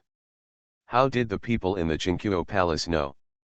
Mrs. Ping said, "The Shi family and the Qingqiu family are related by marriage. Yingzi and Yeshan are as good as the same person. It's not surprising that the Qingqiu family knows about it." Hua Yanran thought about it and said, "That's the case." Hua Yanran and her entourage arrived at the door of the mansion. The carriage from Duke Qingqiu's mansion had already arrived at the door. After greeting each other, Yeshan came over and took Hua Yanran's hand, whispering, "Yanran, are you angry with Qingjian?" Hua Yanran shook her head and denied, "No, it's so good. Why should I be angry with him?" Yeshan stared at Hua Yanran and asked, "Really not?" Hua Yanran said duplicitously, "Really not? Why did Aunt Ye say that?" Yeshan said, "The day before yesterday, Qingjian came to Qingqiu Duke's mansion, and I asked him about you. He said that he didn't know what happened, but he felt that you had been avoiding him recently. He came to look for you several times, but he couldn't find you." Hua Yanran blurted out and asked, "Has he come to look for me?" Yeshan nodded and said, "I've been here before. Qingjian said he came 3 times, all at night." Hua Yanran knew in her heart that she must have been in the space when he came, so he didn't see her. Hua Yanran explained, "Oh, I went to Zhuangzi to stay for a few days. When Qingjian came over, I was not in the house." "Oh, that's it. Yesterday, Qingjian took charge of the winter solstice offering sacrifices to heaven. He went to the altar with people from Taikang Temple to check on it early this morning. He won't be able to come back until tomorrow. When Qingjian leaves, let me pass this on to you, and you will pass it on to King Zhu and Xiaoshuang. Qingjian wishes King Zhu and Xiaoshuang 100 years of happy marriage." End of this chapter. You are listening to Novels at Bless Up channel. Wish you happiness and luck. Please subscribe to receive new novels. How do you feel about this novel? Please like and leave a comment. The Rebirth of Space, the lucky girl from a farm family. Author, he would fire every. Chapter 346. Chapter 346 Relief. Speaking, Yeshan turned around and took a sandalwood box from Zisu's hand, and handed the box to Gu Huayu. Gu Huayu took it and opened it casually, seeing a house deed in the box. Gu Huayu turned to look at Yeshan and asked, "Aunt Shan, is this gift a bit big?"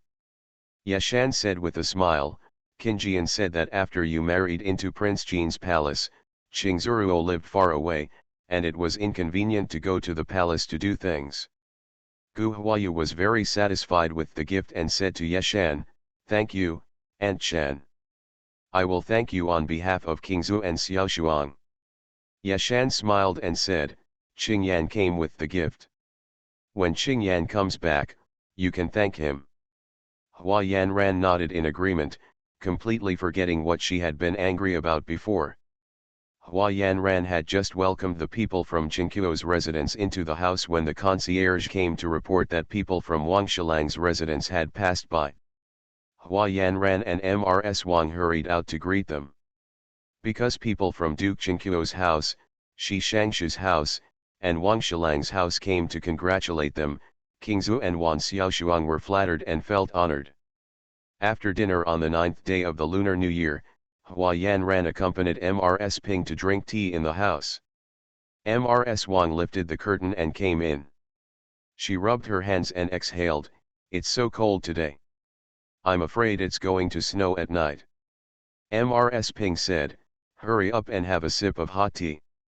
It hasn't snowed yet this winter. The winter solstice is coming soon, and it's time to get cold." Mrs. Wang agreed with a smile and took the teacup handed over by the maid. Mrs. Ping waited for Mrs. Wang to put down the cup and asked, "Have everything been packed?" Mrs. Wang leaned back and said, "It's all packed." Mrs. Ping said to Hua Yanran, "Let everyone rest early in the evening, get up at the beginning of the year, and then start moving. It will be dawn when we arrive at the princess's mansion." Mrs. Wang said, "Did you just get up at Yinchu? Is it too late? Why don't you get up at the ugly time?" Hua Yanran said, "Wutong Lane is close to Yongchun Road, and you can get there before the second quarter of Yinchu. The auspicious time according to the master is at the second quarter of Moku. If you go from here, you will definitely be able to get there before the second quarter of Moku." Mrs. Ping nodded, "Okay, just make the arrangements, don't miss the auspicious time. Have you taken care of everything else?" Mrs. Wang smiled and said, "Auntie, don't worry. With Huada and Aunt Wang here, everything is arranged properly. The trucks were loaded in the afternoon, and they were lined up neatly in the yard. Just hit the horse and go, it's not our turn to worry about." Mrs. Ping nodded, "That's right, the people around Yanran can all stand alone." Mrs. Ping was right. Hua Yanran smiled and did not argue. She stood up and said goodbye. "Grandma and Aunt rested earlier. I will go back first." "Go, you should rest early. If you can sleep a little longer, you will be busy tomorrow," Mrs. Ping warned. Hua Yanran nodded in agreement. Hua Yanran returned to her yard and saw Lonisara still packing things, and asked, "Have you not finished packing yet?"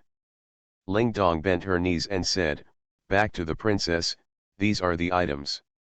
I'll pack them up and it's over." Hua Yanran took a look and saw that they were all gadgets she bought casually while shopping. "It's okay if you don't want these things, there's no need to pack them away." Ling Dong shook his head and said, "These are all bought by the princess. At least the princess was happy when she bought them. Just because they can make the princess happy for a while, it is also worth keeping them well." Hua Yanran took a deep look at Lonisara and couldn't tell that the little girl was quite good at talking. Landong and Hua Yanran said nothing, and continued, "These objects are very exquisitely made, it would be a pity to throw them away." The slave packed it in 2 cloth bags, which was very easy and did not take up space. The princess's mansion is spacious and has many rooms. Looking back, the slaves used a room to put them out. When the princess wants to feel bored, she can walk around the house and see them. Maybe the princess will feel better.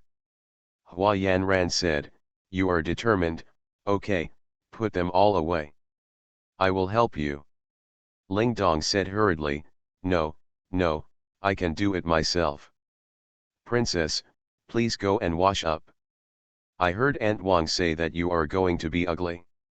Hua Yanran nodded, "Okay, then I'll go wash up." After saying that, Hua Yanran turned around and went to the bathroom. When she came out, she saw that Lonisara had already packed up, so she ordered, "You should go and have a rest quickly." Lonisara bent her knees to say goodbye and exited the house. Hua Yanran went to bed and went to sleep. There was something on her mind. She woke up naturally at the end of the day. Hua Yanran had to lament that her biological clock was too accurate. Hua Yanran stood up and went into the bathroom to wash up briefly. When I came out, I saw that Honeysuckle had already arrived. Got it? Hua Yanran sat down at the dressing table, and Liandong began to comb her hair. Princess, the king of Qin has come to the palace and is with Master Qi and others outside. Lonicera said while combing her hair. Hua Yanran looked at Lonicera in the mirror and asked, when did the prince arrive? It's been a quarter of an hour. Hua Yanran raised her hand and looked at her watch. She had arrived a quarter of an hour ago, and it would still take 2/4 of an hour to arrive from Prince Jin's mansion. Then he didn't sleep all night? I just returned to the capital from other places during the day. Landong looked in the mirror, straightened Hua Yanran's hairpin, and said, Princess, it's ready. Hua Yanran looked in the mirror, got up and walked out, saying, let's go, it's almost time. Hua Yanran went to the outer courtyard. Just as she walked to the door, she met Hengxia, who bent her knees and said, Princess, several masters from the Shi mansion have come over. Hua Yanran felt warm in her heart and was very moved. The entire Shi family cares about the family in every possible way. As Mrs. Wang said, it really started snowing at night. At this moment, snowflakes are still flying in the sky, and the roof and yard are also white. At this time, the outer courtyard is brightly lit, and the yard is full of cars parked. Some servants are busy sweeping away the snow on the cars, some are busy tying the carriage, and some are checking whether the ropes on the carriage are tightly tied. When someone saw Hua Yanran coming out, he bowed and said, Good morning, Princess. Hearing the sound, others turned their heads and bowed to Hua Yanran. Hua Yanran smiled and nodded to everyone, Thank you for your hard work, everyone.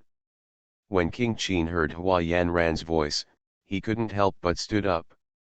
After standing up, King Qin saw that everyone was looking at him, and then he realized that he was being abrupt. He had already stood up, and there was no reason to sit down. He said calmly, Xiao Yu is here, I'll go and greet you. The fact that King Qin was fond of Hua Yanran was no longer a secret among the families who knew each other. Gu Jinnan smiled and came to the rescue, It's almost time, let's go out too. Brother Shi agreed, and everyone followed King Qin out. Hua Yanran walked to the door of the living room and met King Qin and his entourage walking out. The moment she saw King Qin, Hua Yanran's depressed heart suddenly felt relieved. Hua Yanran was looking at King Qin blankly when a voice sounded behind her, Xiao, I'm not too late. Hua Yanran turned around and looked over, and saw Li Tao striding toward the living room with Quanzi, followed by the concierge servants. When the concierge saw Hua Yanran, he leaned forward and said, Second Master Li said there is no need to report. I'm young. Hua Yanran said to the door, Go down. Then she turned her eyes to Li Tao and said, Why are you here so early? Gu Xiao, what are you talking about? Of course I have to contribute to your housewarming celebration. Hua Yanran quickly raised her hand to interrupt Li Tao, Yes, I made a slip of the tongue and said the wrong thing.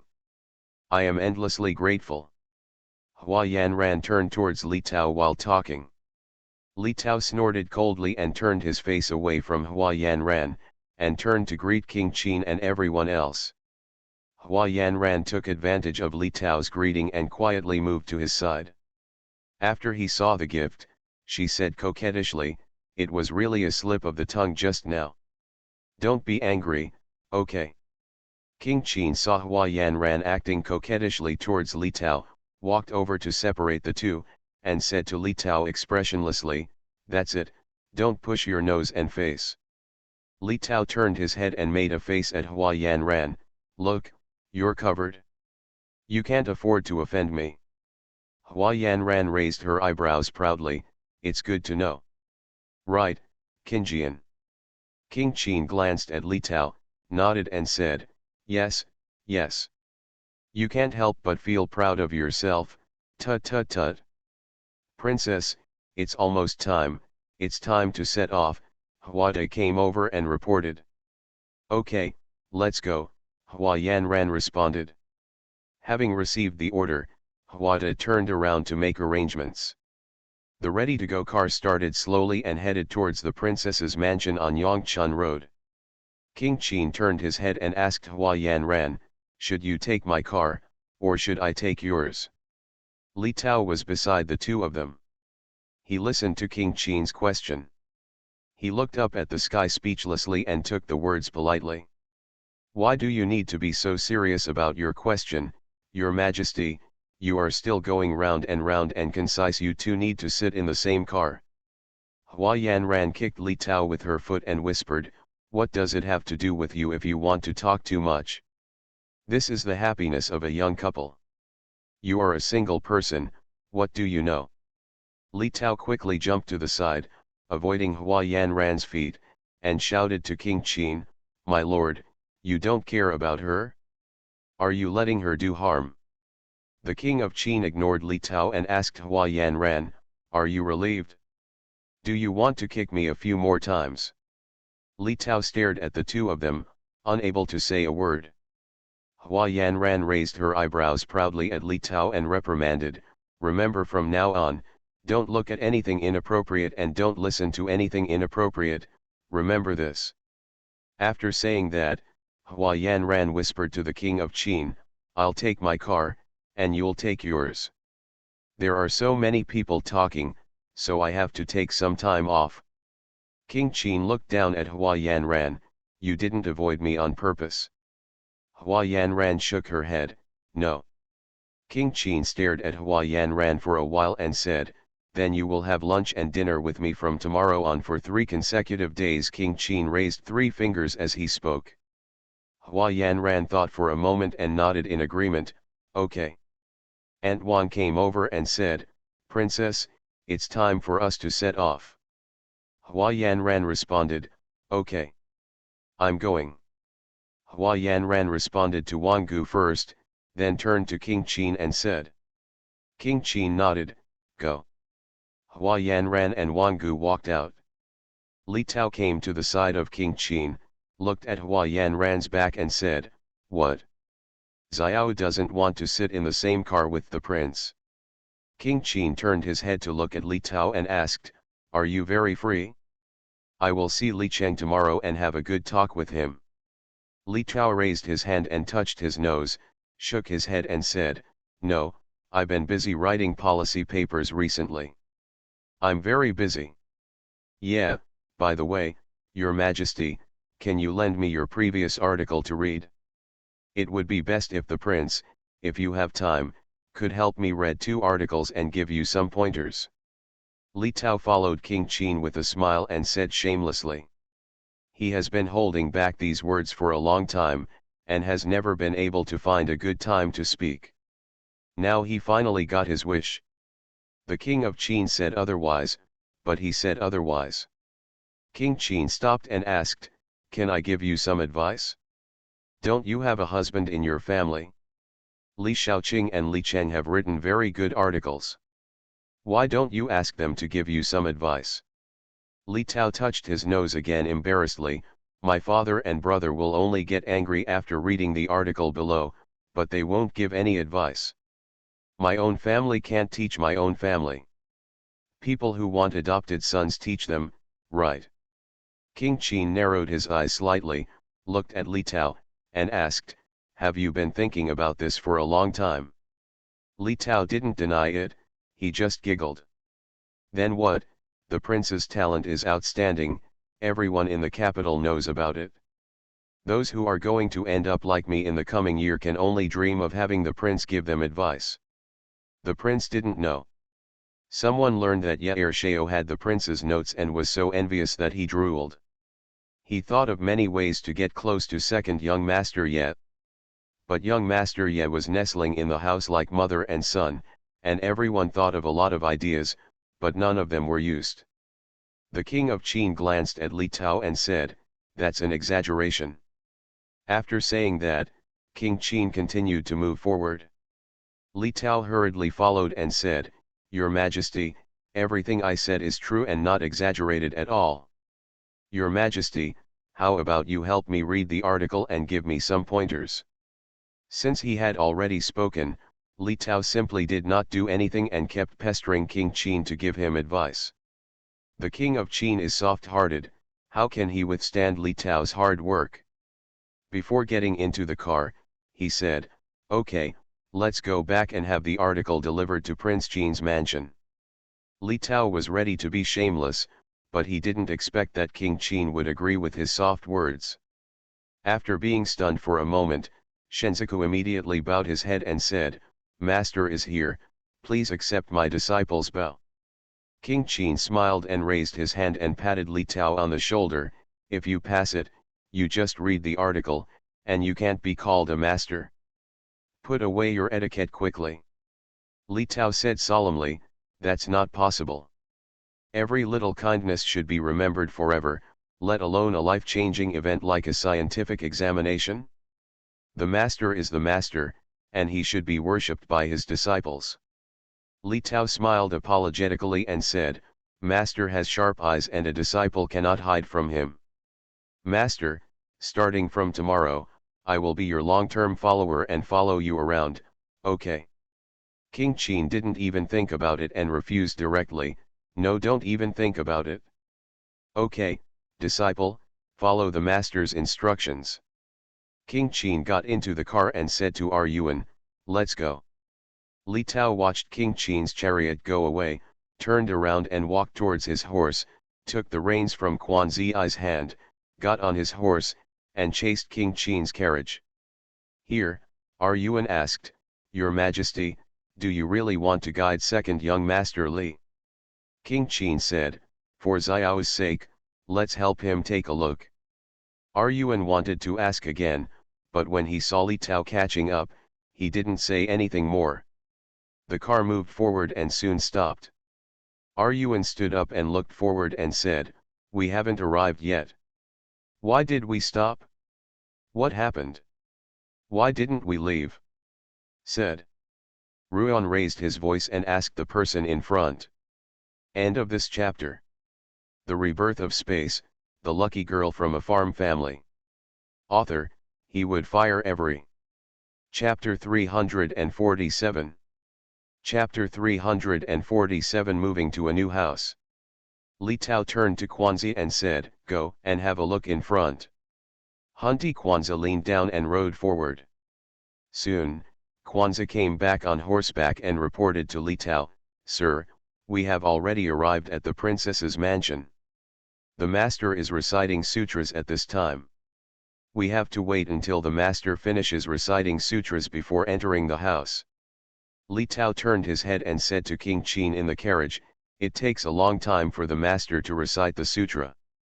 Your lord, we may have to wait for a while." King Qin leaned against the carriage and replied lazily, "I have nothing to do anyway, just wait." Having said this, King Qin sat up straight, lifted the curtains and looked outside, saying, "It's snowing heavily now. Are you feeling cold on horseback? Do you want to come in the car?" Li Tao dismounted with a smile and threw the reins to Quan Zi. "Thank you, Your Majesty, for your hospitality." "You're welcome." There was a charcoal stove burning in King Qin's carriage. When he opened the curtain, a stream of warm air came to his face. Li Tao got into the carriage, sat down on the low couch, looked around, patted the carriage with his hand and said, "Your Majesty, this car is well made. It looks very ordinary from the outside, but from the inside, it turns out to be made of ebony." The king of Qin took out the cup from the secret room and poured tea for Li Tao. He corrected, "It's not ebony, it's rosewood. Red sandalwood." 1 inch of red sandalwood and 1 inch of gold, Li Tao asked in surprise. He lowered his head and took a closer look under the light on the table. King Qin poured the tea, pushed the teacup towards Li Tao, and said, "Yes."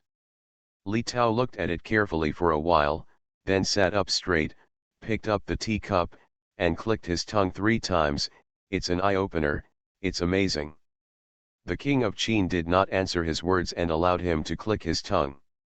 Li Tao lowered his head and took a sip of tea, as if he was remembering something. He looked up at King Qin and asked, "Your Majesty, This car was used when he was in the British government. King Qin nodded and said, yes, it has taken more than 6 years. Li Tao was no longer calm. It's been more than 6 years? My lord, what kind of business are you doing in private? I'll teach you. King Qin glanced at Li Tao and said, this car was a birthday gift from my grandfather. I didn't build it myself. Besides, are you short of money? Your gang earns a lot every year. Li Tao was stunned for a moment, looked at King Qin and asked, does the prince know about the Xingfei gang? Also, in this world, what can be hidden from the prince? As long as the prince wants to know, he will definitely know it. Li Tao said this, but he was shocked in his heart. Even King Qi didn't know about the Xingjiao gang. Could it be that Gu Xiao told him? As if he had read Li Tao's thoughts, King Qin refilled Li Tao's teacup and said, this matter has nothing to do with Xiao Yu. I found out about it myself. Li Tao leaned forward and said, I understand. How much money do I earn from my footwork job in a year? I'm embarrassed to mention it in front of the prince. The king of Qin asked, has there been any progress in the Su family's affairs? Li Tao sighed and said, there is not much progress. This matter has been happening for too long. The then governor Lu Rui and the Lu family have long been executed, and all clues related to it have been cut off. Furthermore, this matter involves, whose family? He is a high-ranking prime minister. Without ironclad evidence, we cannot easily touch him. King Qin looked at Li Tao and sighed, and asked, does Sujins know that the maid next to his daughter is from the Shangguan palace? Li Tao was drinking tea from a cup. After hearing what King Qin said, his hands froze in mid-air and he looked at King Qin in astonishment. After a long while, Li Tao put down the cup in his hand, moved his body towards King Qin, and asked in disbelief, my lord, you said that the maid next to Su Xian back then was from the Shangguan mansion? The one from the Prime Minister Wang's mansion? A Shangguan from MRS Shangguan's family. King Qin nodded and said in a deep voice, yes, the maid named Manking beside Su Xian followed the arrangement of MRS Shangguan and went to Yangzhou with Wang Haoj, and later went to the Su family and followed Su Xian. After Su Xian's death, Man Qing came out of the Su family and married Feng Guangsheng, a son of Shangguan family, and gave birth to 2 sons and 1 daughter to Feng Guangsheng. The 2 sons are working under Huarujun in Huafu, and the daughter is currently serving Huarujun's biological mother Yuniang. Li Tao was a little confused when he heard this, and hurriedly said, Your Majesty, wait a minute, why are the people from the Shangguan family working under Huarujun again? Li Tao looked at King Qin. King Qin did not reply to his words, but looked at him meaningfully. Li Tao said belatedly, is there any connection between the Shangguan family and the Hua family? No, we haven't heard that the Shangguan family has good relations with the Hua family for so many years. The only people who are close to Huafu are the British public relations. Even MRS Liu's natal family was rarely visited. What kind of relationship? Can the 2 houses, which rarely interact with each other, share servants? Li Tao became more and more puzzled as he spoke, and his brows furrowed into a straight line. But I had a bold idea in my mind, this is so unusual. King Qin looked away, reached out to pick up the teacup, lowered his head and took a sip of tea, and said, I don't know yet. In a moment, Li Tao had calmed himself down. Li Tao picked up the teapot and added tea to King Qin, and asked tentatively, Your Majesty, is this matter related to the tragedy of the Xiao family? Li Tao's words were full of care and concern. King Qin leaned back, leaning against the carriage, and said quietly, I don't know yet. I will investigate slowly, and one day the truth will be revealed. Li Tao nodded, Your Majesty is right, this matter cannot be rushed, and it cannot be rushed. Your Majesty, it started Yuan said. I understand, King Qin responded. Li Tao said, Go down and ride a horse. You just sit here. Li Tao scratched his head and said, then you're welcome. King Qin glanced at him and casually asked him about his homework. Li Tao immediately sat upright and told him the books he was reading. After the car reached Yongchun Street, Yuan stopped the car and said, Your Majesty, we're here. Li Tao lifted the curtain and looked up at the sky. The bright sky turned blue-gray under the reflection of the white snow. Li Tao put down the curtain, turned back and said, It's daybreak. The snow is still heavy. King Qin had already picked up the cloak beside him and put it on, and was currently tying the belt. The joy of moving to a new house is getting brighter and brighter as we go, which indicates that the days to come will be better and better. Li Tao nodded and followed the flattery, yes, today is the first snow of this year. The auspicious snow heralds a good harvest. Xiao is destined to be rich and noble. No matter what he does, God must follow people's wishes and everything goes smoothly. With that said, Li Tao jumped out of the car first, turned around and raised his hand to help King Qin. King Qin avoided his hand and said, Okay, I will do it myself. Yuan came over with a gold basin and handed it to King Qin. Master, you have to carry this. Okay, King Qin reached out and took it. Li Tao came over to take a look and saw that the basin contained gold, silver, and jade. He asked, Your Majesty, are you following the courtesy? King Qin glanced sideways at Li Tao and asked, You came to Xiao's housewarming empty-handed? When Li Tao saw Yuan handing something to King Qin, he already knew that he had been negligent, and said angrily, I just wanted to join in the fun and forgot about the gift. King Qin turned to Yuan and asked, How much preparation do we have? Yuan leaned forward and said, Go back to the king, I only have one gold basin prepared, and there is also a jade plate with blooming flowers and some gold and silver ingots. The king of Qin casually handed the gold basin to Li Tao, Take this, and bring me the jade plate. Li Tao was so grateful that he leaned over and said, Thank you, Your Majesty, thank you, Master. I'll go back and have someone deliver the gift to my house. King Qin said calmly, Forget it, these are not worth a lot of money, they are just for good luck. Yuan came over with a jade plate piled with gold and silver coins. King Qin took it and said to Li Tao, Let's go in. King Qin and Li Tao entered the mansion one after another, and Gu Chengliang just welcomed them to the living room in the outer courtyard. Li Tao didn't see Hua Yan ran and asked, Where is Gu Xiao? Why didn't I see her? Gu Chengliang replied, Xiao will be offering sacrifices in the main hall. 15 years ago, on the 10th day of the winter lunar month, the Hua mansion suffered a tragedy. The reason why we chose to move today is to comfort the souls of the deceased. That's it. The prince and I are chatting here. You can go and do your work. There is no need to greet us. Gu Chengliang leaned forward and said, Thank you, second master.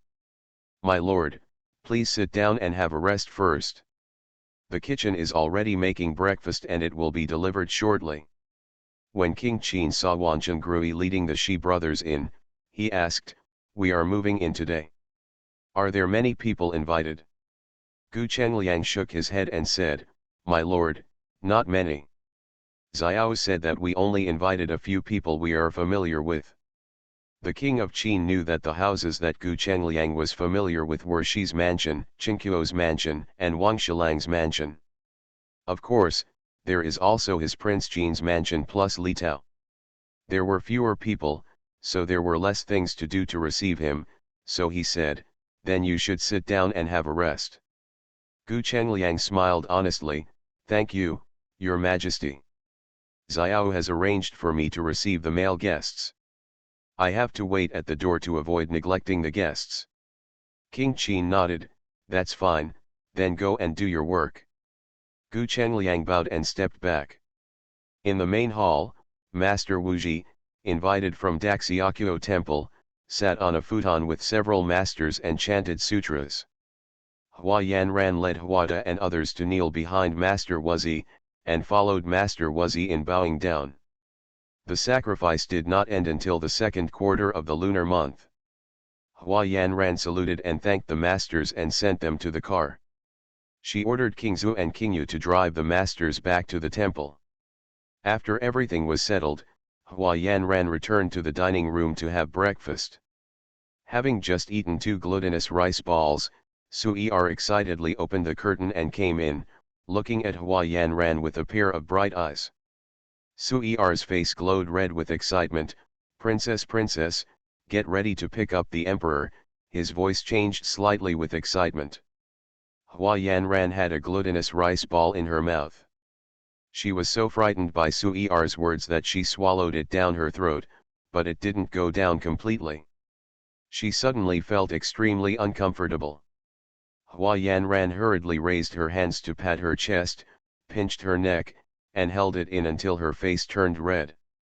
Finally, she picked up the teacup on the table and drank a few sips of water before washing down the glutinous rice balls.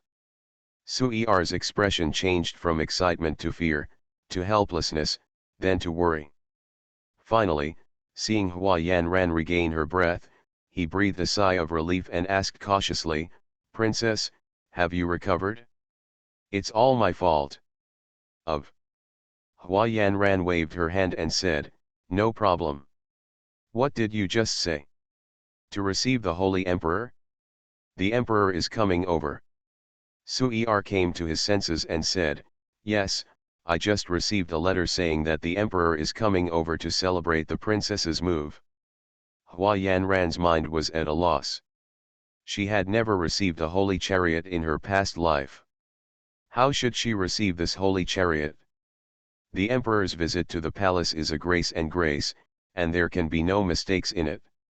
Hua Yanran stood up hurriedly, held up her skirt and walked out. As she walked, she asked, "Where is the Holy Master? What etiquette is required to pick up the Holy Master? Where is Uncle Hua? Where is Uncle Hua? Does he know how to pick up the Holy Driver? By the way, where is the Prince? Where is the Prince? He should know how to pick up the Holy Driver." Sui-er followed Hua Yanran out and replied as he walked, "The guards in the palace said that the Emperor has just left Suandaman. Uncle Hua will be greeting you now. The Prince is in the living room." Hua Yanran came out of the dining room and went straight to the front yard. On the corridor, she was stopped by Aunt Wang, who was rushing towards her. "Princess, please go down quickly and change into court clothes, and prepare to pick up the Emperor." Hua Yanran was confused. She followed Wang Qin to the backyard. After taking 2 steps, she turned to Sui-er and said, "Let Uncle Hua go find the prince and ask how to pick up the Emperor." Wang Qin explained, "Princess Master, don't worry. Huada has been with the Master and is someone who often sees the Emperor. He knows how to pick up the Emperor." After hearing Wang Qin's words, Hua Yanran's anxious heart settled down. When Hua Yanran changed her clothes and came out, the outer courtyard, from the entrance of the main hall to the entrance of the mansion, was covered with bright red felt. Everyone in the mansion had already stood on both sides of the felt. Huada stood at the door of the mansion, looking inward. When he saw Hua Yanran, he raised his voice and said, "Princess, you have to come outside the gate to welcome the Holy Master." Hua Yanran hurried to the gate. Huada led her to the front and stood with King Qin. Hua Yanran looked around and saw that there were many vigilant guards standing at the door of the house and along the street. When King Qin saw her coming, he gave her a reassuring smile and said softly, "Don't worry, my father is very generous." Hua Yanran nodded, "Yes, I know." Not long after Hua Yanran arrived, she heard footsteps in the distance. Hua Yanran looked into the distance and said to King Qin, "It seems to be coming." King Qin also heard it and said, "Yes, here we come." As soon as the king of Qin's voice fell, a group of people came towards the side from far to near. The guards with swords walked in front, followed by the palace maids. The king of Qin said to Hua Yanran, "Kneel down."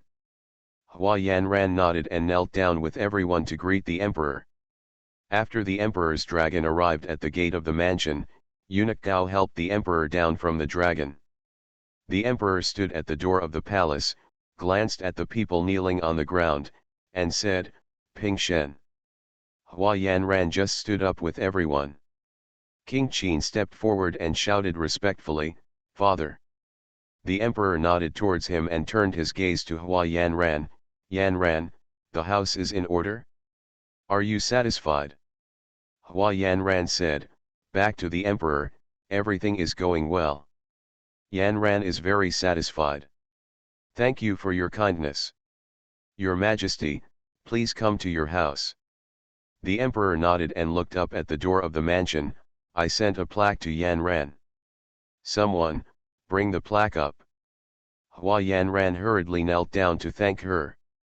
4 chamberlains carried up the gilded plaque on a red background, with the powerful words "Princess's Mansion" shining brightly.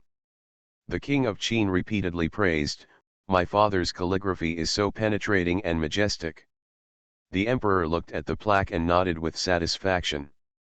The emperor's calligraphy was praised by several bachelors when he was still a prince. End of this chapter. The Rebirth of Space, the lucky girl from a farm family. Author, he would fire every. Chapter 348. Chapter 348 Can't Let It Go. After the emperor entered the palace, he sat in the main hall for a while. King Qin, Hua Yanran, and Prince Consort Shi Heshi accompanied him around the palace, and then set off back to the palace. Hua Yanran didn't want to make a fuss about the housewarming, but the emperor came to congratulate her personally and gave her a plaque. In a short time, every family in the capital came to congratulate her. The whole house is so busy that their feet can't even touch the floor, but there are not many people in the house, so even if they are so busy, they still can't do it. Has a lot of time to mobilize people from nearby stores to come and help. Seeing that the manpower was still insufficient, Yuan transferred men from Chang'an restaurant to reinforce. The old Hua family house, which had been deserted for many years, has returned to its former liveliness. Yongchun Street, which has been deserted for many years, is also bustling with traffic and bustling. Hua Yanran accompanied Mrs. Wang and Mrs. Ping, welcoming the female relatives of each family in and sending them off, laughing so hard that her cheeks were sore. Everyone was busy until the end, and finally sent away the female family members of Zhengqi Yao, the Minister of Punishment. Mrs. Wang leaned against Mrs. Ping. "I can finally rest, I'm exhausted." Gu Huayu sighed and explained, "My aunt has been busy since she got up at the end of her life. It's really hard." Mrs. Ping came to the palace just now. When she arrived, the emperor had returned to the palace. So although Mrs. Ping is tired, she is not as sleepy and tired as Mrs. Wang. Mrs. Ping helped Mrs. Wang walk back, and said as she walked, "Go back and have a sip of porridge and then rest. We'll talk about other things tomorrow." Mrs. Wang said, "I feel sleepy even while standing. I don't want to drink the porridge anymore. I just want to fall down and take a nap." Hua Yanran asked Haitang and Liwa to help Mrs. Wang to her yard. Mrs. Ping said to Hua Yanran, "Yanran, you should go and have a rest. Let's talk about other things tomorrow." "I'm okay, I found space and closed my eyes for a while." Mrs. Ping nodded and said, "That's quite tiring. You go and take a rest. I'll say hello to my aunt and then go back." Hua Yanran was indeed very tired, so she nodded and said, "I'll see Aunt Ping off." Mrs. Ping insisted when she saw Hua Yanran, "Okay then." After Hua Yanran sent Mrs. Ping away, she saw a woman carrying vegetables to the outer courtyard. Hua Yanran stopped her and asked, "How are the male guests doing? Are there any other guests here?" The mother-in-law bent her knees and said, "Back to the princess, there is another table drinking. The prince, the second young master Li, and several other men from the Shi family are drinking with us." Hua Yanran was stunned and looked up at the sky. How long have you been drinking? Why are you still drinking? Who is there? The mother-in-law leaned forward and said, the king of Qin, the king of Qi, the king of Chen, the king of Chu, the fourth master of Zhangxiang's mansion, the first master of Li Shaoking's mansion, the second master of Qinquo Duke's mansion, and the uncle Zhang of the General Zhenquo's mansion, Prince Ningyuan, and the other men of the Shi family have been drinking at this table since the first quarter of the afternoon, and there are wine jars all around the wall. The mother-in-law came over with a detailed report. Hua Yanran frowned when she heard this, and asked worriedly, is anyone drunk? Where is King Qin? How is it? The Prince Ningyuan Ho seems to be drunk and is lying on the table to rest. The third master of Shi Mansion seems to be drunk, and the others are still drinking. King Qin seems not to have drunk. Hua Yanran was relieved when she heard that King Qin didn't drink. Said, go and do your work. The mother-in-law bent her knees and carried the vegetables to the outer courtyard. With King Qi here, Hua Yanran didn't want to go out to meet him. Thinking that Huado was in the outer courtyard and that King Qin was in charge, Hua Yanran went back to the house to sleep with peace of mind. The street at the corner outside Zongshumen is in a quiet tea house, and Lu Chao is sitting in the only elegant room on the second floor. This house faces the street in front and the courtyard in the back. At this time, Lu Chao was sitting under the window near the backyard. Through the window, he could have a panoramic view of the backyard of the tea house. This room is the only one in the whole building where you can see both the street view in front and the plants and trees in the backyard. Du Ben saw that the old man had finished drinking all the tea in his cup, so he picked up the teapot and continued to add more tea. Lu Chao picked up the teacup and lowered his head to sip the tea. Du Ben looked up and saw Wang Xiang, dressed in regular clothes, coming in from the back door of the tea house. Old master, the prime minister is here. Lu Chao turned to look at the backyard, then looked up at the hourglass on the cupboard, stood up and walked to the door. Prime Minister Wang went upstairs and saw Lu Chao greeting him at the door. He raised his hands and apologized, I have a lot of official business today, so I left a little late. Lu Kai let Wang Xiang in and said with a smile, it's okay, I have nothing to do here. Du Ben knew that the two of them had something to say, so he poured the tea and retreated out of the door knowingly. The Prime Minister sat down and said bluntly, my lord, I have something to do when you come here today. In the limelight recently, Wang Xiang did not want Lu Chao to come looking for him. Seeing that Wang Xiang's expression was indifferent, Lu Chao said bluntly, that girl moved into the flower house on Yongchun Road today. It is said that she also invited Master Wu Ji from Daxiakuo Temple to come to the house to chant sutras. You sure, why did she choose to move in today? Prime Minister Wang nodded and said, I heard about this. Your Majesty left the court early today, and then went to the princess's mansion in person to congratulate you, and also personally presented you with a plaque. Lu Chao said, from the moment this girl appeared, things started to go wrong. Let's discuss the marriage first. If this girl hadn't been involved, the marriage between Zikan and Piyun would not have had any setbacks. Then there is the incident of Zikan's assassination and the dumping of the body at the door of your house. Then there is the dispute between Gyeong Pavilion and Ban Rixian. Up to now, of the more than 10 Gyeong shops in the capital, only one in the west of the city has been closed down. This shop in the west of the city will only last until the next year at most. The murder of Mr. Yang in our house. Also, the Silver Tower incident has caused a lot of trouble in the city recently. This girl has been in the capital for half a year. In half a year, a lot of things have happened. And every one of them seems to be inextricably linked to this girl. After Lu Chao reminded him, Wang Xiang felt nervous. It seemed that things were exactly as Lu Chao said. He had doubted that girl, but it was just doubt, and in the end he did not take her into his heart. He thought that a girl who grew up in the countryside could not survive the storm. People should not be judged by their appearance, nor can they measure the sea water, nor be arrogant, nor should they underestimate the enemy. The words he always kept on his lips, ended up falling on top of them. Yes, he made the mistake of underestimating the enemy. If he had taken action when he knew that girl existed, why would he be in trouble today? Seeing that Wang Xiang did not respond, Lu Chao continued, "We can't let her go on like this. If she continues to make trouble, many people will die." The Prime Minister nodded, "You are right. We cannot let this matter develop. We must stop her." Lu Chao asked, "How to stop it?" "Like this," Lu Chao said while wiping his neck. The Prime Minister nodded without thinking, "Well, this is the best way to eliminate hidden dangers." Lu Chao nodded in agreement, "Yes, what should we do next?" Wang Xiang hooked his fingers towards Lu Chao. Lu Chao saw it and moved forward. The two of them met and conspired.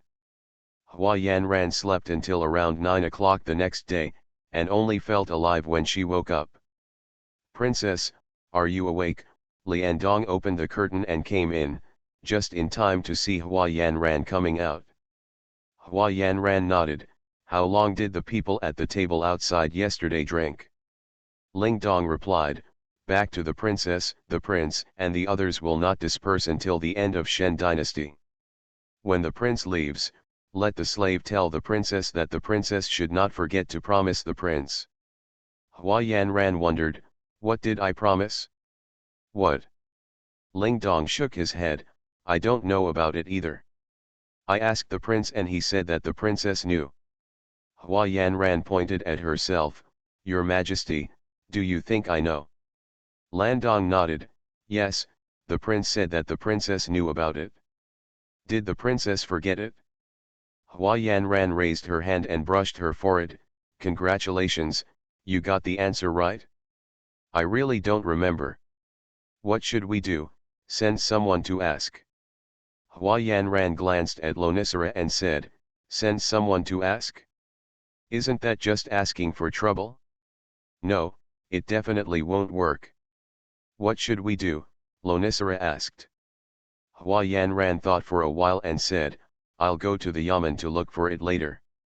At this point, Hua Yanran suddenly remembered what she had promised King Qin.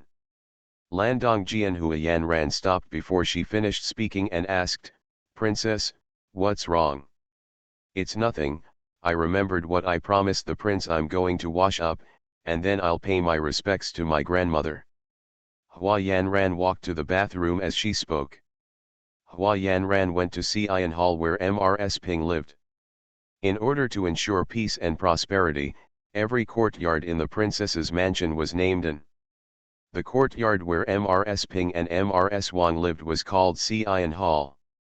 Wanchengrui's courtyard is called Suyan Garden, and Gu Qingliang's courtyard is called Chenan Garden. Gu Dichang's courtyard in the outer courtyard is called Jianan Garden, and Wan's courtyard is called Ming'an Garden. The courtyard where Hua Yanran lives is called Fuan Garden.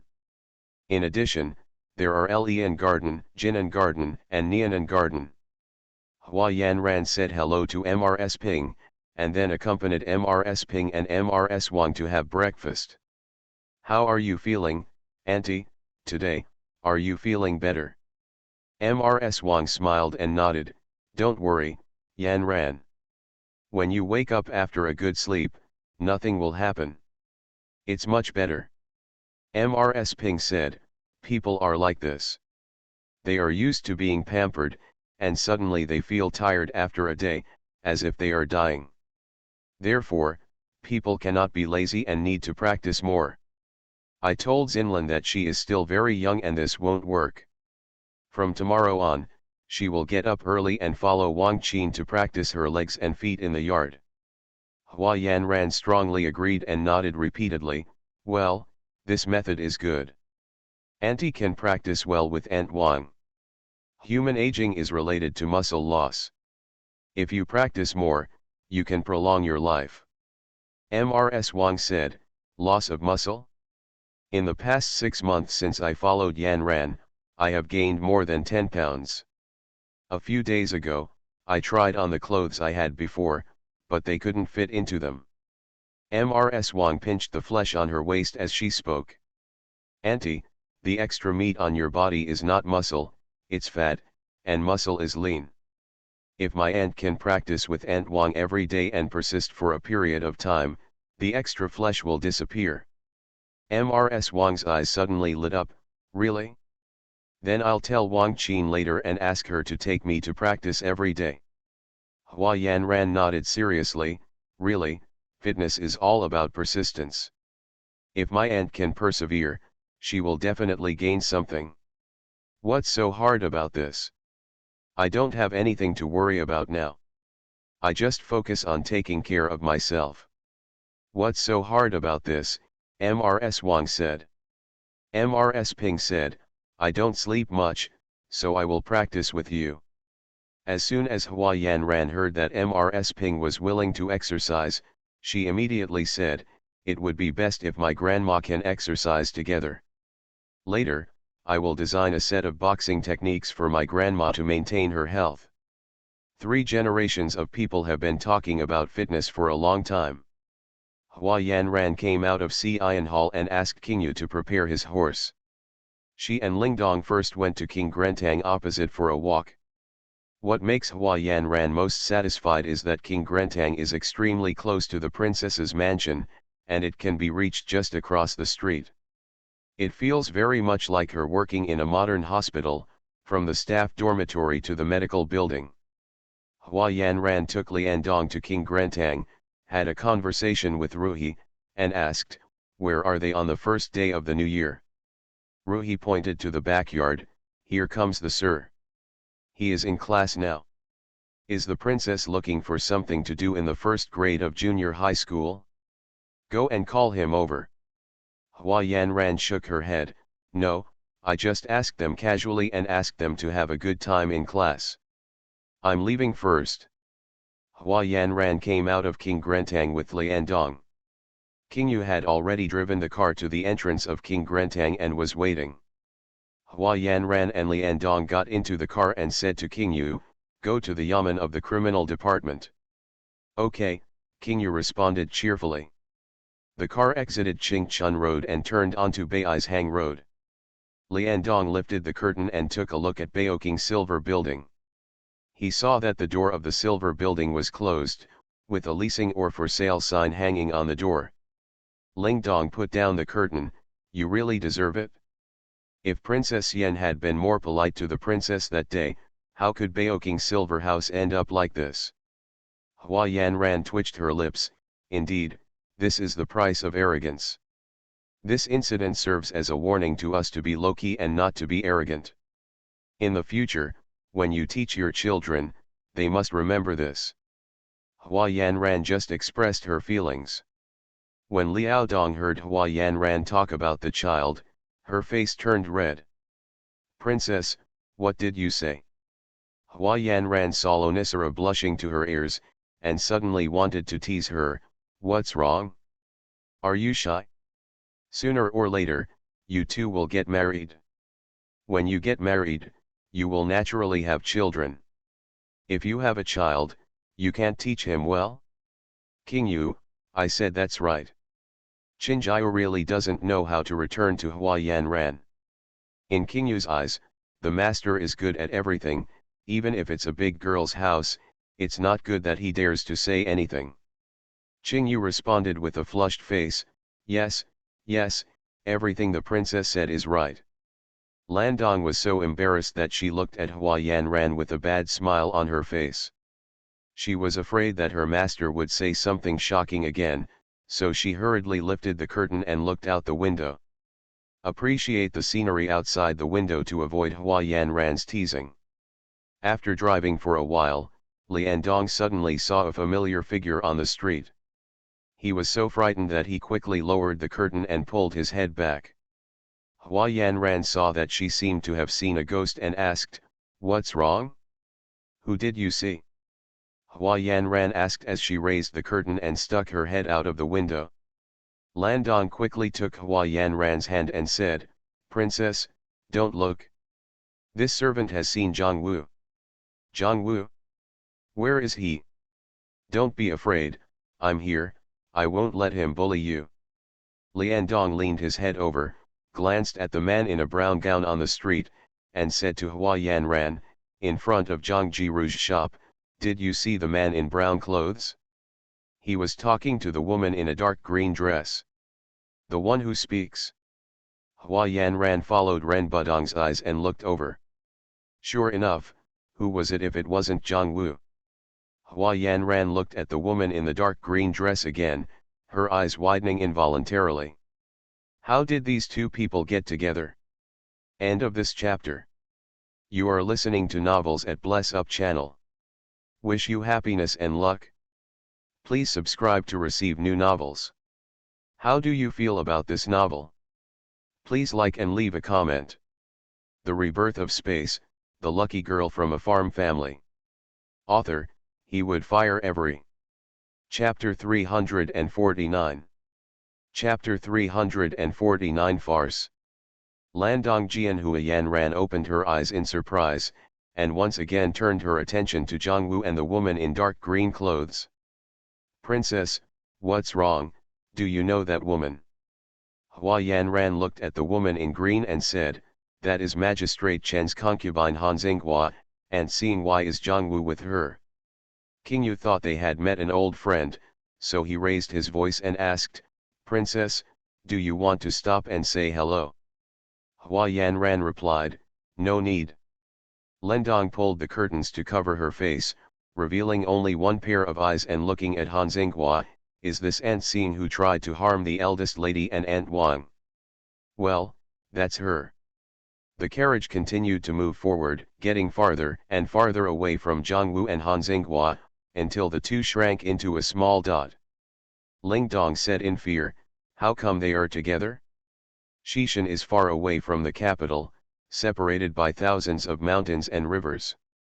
How come they came to the capital? Seeing Zhang Wu again reminded Lonisara of those nightmare days. Landong thought that when she came to the capital, she would avoid the Zhang family and would never see the Zhang family again. She didn't expect that she would meet Zhang Wu again after arriving in the capital. Hua Yanran felt Lonisara's fear, squeezed her hand and said, Magistrate Chen and Mrs. Zheng are in the capital now, and Han Xinghuashan's son is also in the capital. Han Xinghua came to the capital, 9 times out of 10, for the son she gave birth to. They didn't know each other before, how could they be together? Hua Yanran shook her head, I don't understand, how did these two people get together? Landong said angrily, if two bad people are together, I don't know how many evil things they will do. King Yu noticed something and asked, these two are bad. Who are they? Ling Dong took over the words, the man's name is Zhang Wu, and he was born to the same mother as me. Back then, I almost died in his hands, but it was the princess who rescued me from his stick. Lonisara's voice was filled with fear and hatred. She was still a little afraid when Zhang Wu was mentioned again after so many years. Hua Yanran was heartbroken and reached out to hold her hand, forget it, it's all over, don't mention him anymore. Landong twitched the corners of his lips towards Hua Yanran and said, yes, it's all over. My life is good. I can meet the princess and serve the princess. King Yu asked, do you want to teach him a lesson? Ling Dong shook his head and said, no, since they sold me to the princess, my relationship with the Zhang family has been severed. The shopkeeper said that from now on, I am me, and the Zhang family is the Zhang family. I and the Zhang family has never interacted with each other until death. If we meet again, we will treat them as strangers. Qing Yu felt panicked after hearing what Liao Dong said. After a moment, he said, Liao Dong, don't be sad. From now on, you will have the princess and me. The princess will protect you, and I will protect you. Hua Yanran squeezed Lonisara's hand and said with a smile, King Yu is right, don't be sad, you have us. Landong shook his head, smiled at Hua Yanran and said, Princess, I am not sad. This slave girl has long thought about it. She was born into a family that does not treat her daughter as a human being. In addition to scolding and beating, she was born to be the punching bag of the family. The daughter does everything and takes all the blame. Anyone can be scolded and anyone can be beaten. Living a life that is worse than a pig or a dog every day. In days like that, living one more day is torture. Every time I think of those dark days, it's like a nightmare. What about blood relatives? Blood relatives are just a good excuse for them to fight whenever they want. The slave has been blessed for several lifetimes to meet such a good person as the princess. It's too late for me to be grateful, so how can I be sad? Landong said he was not sad, but there were tears in his eyes. Looking at Lonicero like this made Hua Yanran's heart ache. Hua Yanran took out the handkerchief and raised her hand to wipe away Lonicero's tears. The shopkeeper is right, treat them as strangers from now on. In fact, they are already strangers now. Landong nodded, yes, I would like to thank the princess. Hua Yanran smiled and patted her hand, people are destined to each other. The fact that you and I met means that we are destined. We have been together day and night for 6 years, and we are better than relatives even if we are not relatives. Landong nodded and said again, it is a slave's blessing to meet the princess. The car suddenly stopped. Qingyu said, Princess, there seems to be someone in front of you, the road is blocked. Qingyu said, stood up and looked forward, wanting to use the height to see what was happening in front of him. Hua Yanran raised the car curtain and looked forward. She didn't want to join in the fun, so she asked, can you turn the car around? Let's take another way around. Qingyu looked back and said, Princess, the street near Zhouqiao is narrow and the flow of people is heavy. In the blink of an eye, the back has been blocked. It's all my fault that the little one wanted to take a shortcut and took this street. Hua Yanran had no intention of blaming Qingyu, but Qingyu instead blamed himself. It doesn't matter, we're not in a hurry anyway. Hua Yanran glanced at Lonicera, fearing that she would think about the unhappy things before, so she said, let's go down for a walk and go shopping by the way. How about that? Lonicera is only what Hua Yanran said. Hua Yanran said she wanted to go shopping, so she would go shopping. She nodded and said, okay, I will accompany the princess. The two of them got out of the car.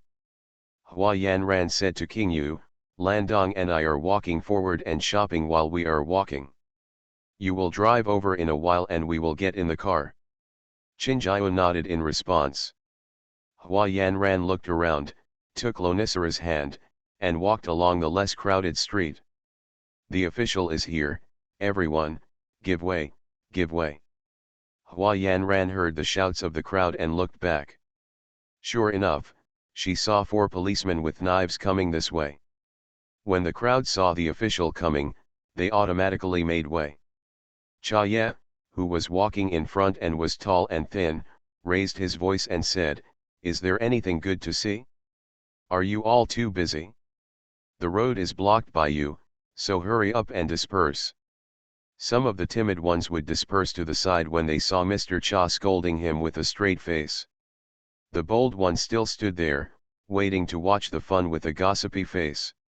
As a woman, your mother's family must be powerful. In the past, the British government supported Mrs. Liu.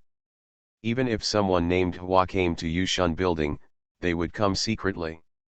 How could they dare to live in Yushun Building all day long like they do now? Just when Hua Yanran paused, the woman next to her wearing a blue and white floral cotton padded jacket whispered to the woman next to her wearing an indigo muslin cotton padded jacket. Hua Yanran heard the words British government, took Ling Dong's hand and squeezed into the crowd, let's go in and have a look. Landong also heard what the woman said, understood what Hua Yanran meant, nodded, and said, okay. The two of them squeezed into the crowd, and did not rush to the front. They just leaned forward and looked through the gaps in the crowd. Hua Yanran saw Lu Ziqiu pulling Hua Ruiming's hair. Hua Ruiming pushed Lu Ziqiu's chin with one hand and held Lu Ziqiu's hand with the other. Beside, Several tall and thick women pushed Huaruiming's follower Ansu to the ground, and a woman rode on Ansu like a horse. Hua Yanran whispered, "This scene is so hot. You jealous woman, let me go quickly." Lu Ziqiu's head was pushed back by Huaruiming, but his hands did not relax at all. He grabbed Huaruiming's hair tightly and said vaguely, "You don't want me to let go.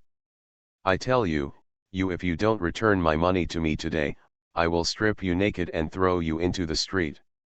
"You shrew, when will I take your money? You didn't take it? If you didn't take it, would my money have gone away? Stealing my money to pay for whores, I tell you, not only are there no doors, there are no windows either. Aunt Deng, Aunt Wang, you guys, take Ansu's body and give me the money." The woman riding on Ansu said, "Madam, Ansu doesn't have any banknotes on him." Lu Ziqiu said, "Take off Ansu's belt, tie him up, and then come over and help me." The old woman responded, "Okay." While I was talking, the old woman reached out to untie Ansu's belt. Ansu was pinned down by several big and thick women and couldn't move, so he had to accept his fate and let the women round him and flatten him. The onlookers, who were watching the excitement and not taking it too seriously, gave instructions on the side, tie up the hands with one end of the rope and the feet with the other end, otherwise, it will not be tied up. Yes, tied into a tight knot. Hua Yanran looked at the people gesticulating and happily eating melons, not knowing what to say. Ling Dong asked softly, "Princess, why don't they help break up the fight and still make noises?" Hua Yanran whispered, "A group of women fought with two men. It's not violent enough, and it's not bloody. What's there to advise?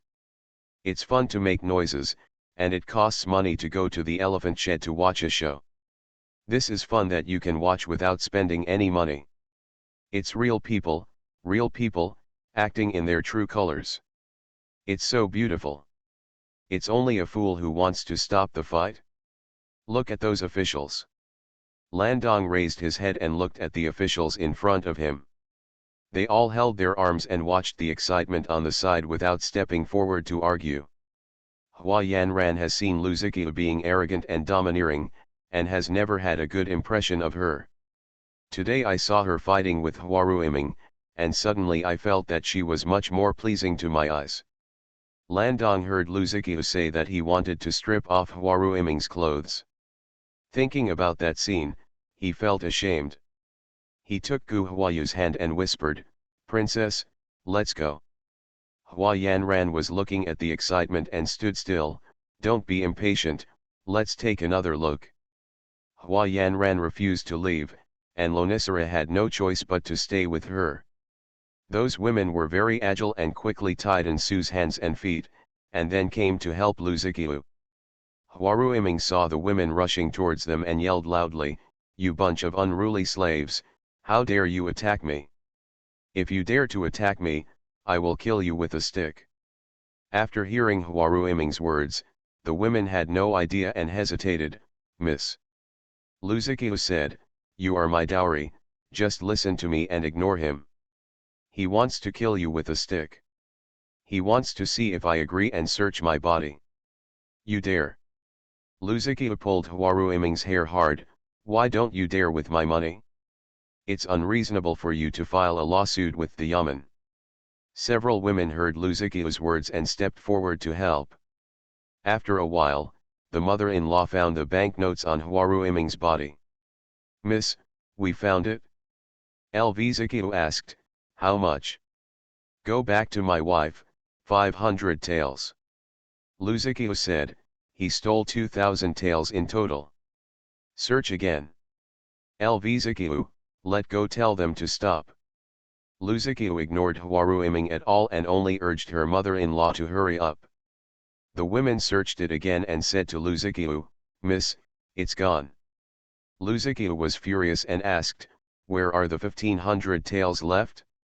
Take off his clothes." Lu Ziqiu, "You madman, how dare you?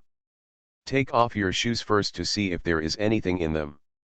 After listening to Lu Ziqiu's words, a woman bent down and pulled Huaruiming's shoes. After a while, she found 5 banknotes from the shoes. "Madam, I found 500 taels in the shoes." Someone in the crowd of onlookers booed, "Is it really hidden in your shoes? Listen to your wife, strip it down and search it, strip it down and search it. You can take off your shoes, but you still dare not take off your clothes." Huaruiming was also afraid that his mother-in-law would really take off his clothes, so he let go and said to Luzikiu, "Tell them to stop, and I will give it back to you." Said, Huaruiming reached out to lift up his clothes, reached into his crotch and took out a stack of banknotes and threw it at Luzikiu's face. "Give it back to you, bitch, I don't care about your money." Luzikiu reached out to pick up the banknotes, put his hands on his hips and cursed, "You thing, don't you care that you still steal my money? How dare you say this? If you are capable, you can get it without money, and I will look up to you." After quarreling with Huaruiming, Luzikiu took the banknote, looked up at Yushun Tower and shouted, "You can see clearly, this man doesn't have a penny of money on him. I kindly remind you that next time he comes to patronize your business, remember to collect money first. Otherwise, let him sleep in vain, don't cry." Huaruiming walked to Ensu with a grey face, squatted down and untied the rope for Ensu. The rope was tied tightly. When Ensu struggled, he tightened the rope. Huaruiming couldn't untie it for a long time, so he used both hands to pull hard. He wanted to break the rope with his hands, but his hands were not strong enough. Instead of breaking the rope, he pulled it tighter. Ensu couldn't untie the rope on Huaruiming's hand, so he turned to untie the rope on his feet. The rope on Ensu's feet was looser than the one on his hands. Huaruiming fiddled with it and untied the rope on Ensu's feet. Huaruiming pulled Ensu up. Ensu stood up in a hurry, forgetting that his pants had no belt.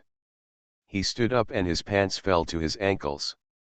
Even though he was covered by his outer robe, the onlookers pointed at Ensu and laughed wildly. Hua Yanran looked at Ensu and laughed along with everyone. Landong wanted to laugh, but felt embarrassed at the same time.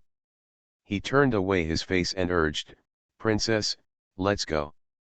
Hua Yanran smiled and said, "I haven't finished watching the play yet, so don't worry."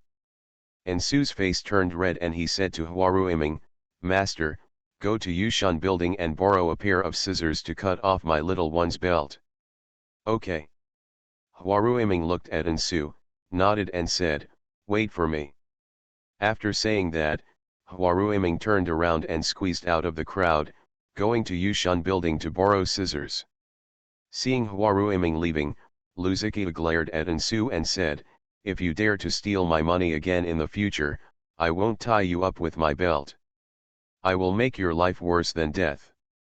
If you don't believe me, try it." Ensu was so frightened that he clamped his legs and leaned towards Luzikia. "Young man, I didn't steal my wife's money." Luzikia glanced sideways at Ensu and said to the mother-in-law, "Let's go." When Luzikia turned around, he saw Hua Yanran in the crowd. End of this chapter. The Rebirth of Space, the lucky girl from a farm family. Author, he would fire every. Chapter 350. Chapter 350 Request for Marriage. Seeing Hua Yanran, Luzikia was stunned for a moment, and then left with his mother-in-law. When the official saw Luzikia leading the people away, he raised his voice to drive them away. "It's time to leave. Don't get together. Hurry up and leave." The people who were watching, either idle or not, dispersed one after another. Landong said, "Princess, let's go." Hua Yanran nodded, "Let's wait here for King Yu." Landong looked back and saw a car coming this way. "Okay, a car is coming, let's move aside." Landong took Hua Yanran's hand and moved it aside. Huaruiming came out from Yushun building with scissors and ran straight to Ensu. "Turn around and I will cut the belt for you." Huaruiming lowered his head to cut Ensu's belt. "Okay, hurry up and lift your pants." Ensu looked at Hua Yanran and Lonisara and said softly, "Sir, Princess Yanran is over there." Huaruiming's body was frozen in place as a body-holding spell was cast on him. After a while he asked, "Where?" Ensu pointed to the right. Huaruiming turned around and looked over. Hua Yanran and Lingdong were standing on the side of the street, looking this way. Huaruiming didn't even feel embarrassed when he and Lu Ziqiu just had an argument in public and said ugly words. Seeing Hua Yanran at this time, thinking that what he said and done was so embarrassing that she saw it, Huaruiming's face was hot with embarrassment, and he wanted to let him get in an orderly way. "Sir," Ensu pulled up his trousers and stood by the side. Huaruiming handed him the scissors in his hand and said, "Give them back." "Yes." Ensu took the scissors and turned around to go to Yushun Tower. Huaruiming watched Ensu enter Yushun building, and calmed down his mood. He turned around and wanted to walk over to say hello to Hua Yanran. However, when he turned around, Hua Yanran had already boarded the car. Huaruiming only saw the carriage starting slowly. He thought Hua Yanran was blocked by the carriage. After the carriage passed by, he still didn't see Hua Yanran's shadow. Huaruiming walked to where Hua Yanran was standing just now and looked around. Ensu came out of Yushun Tower. "Sir, Princess Yanran has left." Huaruiming looked at the carriage going away, nodded and said, "That should be it, right?" Hua Yanran and Liandong got into the car. Qingyu asked, "Princess, was Huaruiming fighting with Lu just now?" Hua Yanran responded calmly, "Yes." Lingdong sighed, "Commander Hua is so poor that he steals Mrs. Lu's money to live. It seems that life is very difficult." Qingyu said, "Huaruiming is not good at taking care of general affairs. Now Longjingwei is divided into pieces. All the money falls into Huaruduojun's pocket. Huaruiming is left with piles of problems. However, he deserves it. He has a lot of things waiting for him. He still has the heart to visit a brothel, and sooner or later he will end up living on the street. Isn't he the commander of the Dragon Shadow Guard? He also lives on the streets," Liao Dong asked puzzledly. Qingyu snorted coldly, "As a commander, he is not even half capable and cannot convince the public. Besides, his father's reputation is not justified when he takes office, and his words are inconsistent. Just watch, it won't be long before the Long Shadow Guards will be in chaos." Lingdong said oh and then said, "Mrs. Lu has a temper. The British government has collapsed. If it were anyone else, who would dare to do this?" Qingyu took over the words, "The British Duke's family is the home of military generals. Although they have been deprived of their title, the Lu family's military power has not been taken back. The Emperor also named the British Duke's son a powerful general. The Lu family's momentum is still there. Moreover, there are people in Longjingwei who were arranged by the British minister. Huaruiming was afraid of the British father and did not dare to have with Lu. Otherwise, how could a man not beat a woman?" The three of them chatted all the way, and before they knew it, they drove to the backyard of Qingxiang House. Yuan was standing in the yard giving instructions to his servants. When he looked up and saw Qingyu driving in, he said to his servants, "You two go and do your work." Qingyu stopped the car, quickly installed the footrest, leaned over and opened the curtain, waiting for Hua Yanran to get out of the car. Yuan came over, greeted Hua Yanran and said, "Well, Princess." Hua Yanran nodded towards Yuan and asked, "How long has it been since the prince arrived?" Yuan leaned forward and said, "It will take less than a quarter of an hour to get back to the princess." "Princess, please. The prince is waiting for the princess in the private room on the second floor." "Okay, I get it." Hua Yanran entered the house and felt a rush of warm air. Lonisara couldn't help but say, "It's so warm." Yuan explained, "An earth dragon was born in the house." Landong took off Hua Yanran's cloak and held it in her arms. Hua Yanran went to the second floor and saw that it was particularly quiet, so she asked, "Are there any guests today?" Yuan replied, "Your Majesty asked the store to be cleared. The second floor will be closed to the public for 3 consecutive days." Hua Yanran is clear. Yuan and Liandong sent Hua Yanran to the door of the elegant room, and stood outside the door wisely, without following her into the house. Hua Yanran pushed the door open and saw King Qin standing by the window with his hands behind his hands, looking at her with a smile. "I'm sorry, I'm late." Hua Yanran apologized first. King Qin stretched out his arms, waiting for Hua Yanran to pounce on him. Hua Yanran hesitated for a moment, then walked towards King Qin. Hua Yanran only hesitated slightly, but the sensitive King Qin noticed it. The little guy hardly hides his emotions when he is in front of him, and all the joy, anger, sorrow, and joy are on his face. King Qin secretly thought that the little guy had feelings for him. The alienation of the little guy from him a few days ago was not due to his suspicion. Just, when did I make her angry? King Qin's mind was spinning rapidly, trying to think of when he had offended the little guy. When Hua Yanran came closer, King Qin held her in his arms. After a long time, he said softly, "Little one." Hua Yanran raised her head and looked at King Qin. "What's wrong?" King Qin raised his right hand to hold the back of Hua Yanran's neck, looked at her lovingly and asked, "Are you angry with me?" Hua Yanran shook her head and denied, "No." King Qin looked at Hua Yanran suspiciously and asked, "Really?" Now that she thinks about what happened that day, Hua Yanran still feels unhappy. However, after many days, her anger has dissipated a lot. "Real?" King Qin lowered his head and looked at Hua Yanran. "Why do I feel that you are angry with me?" "You are very angry."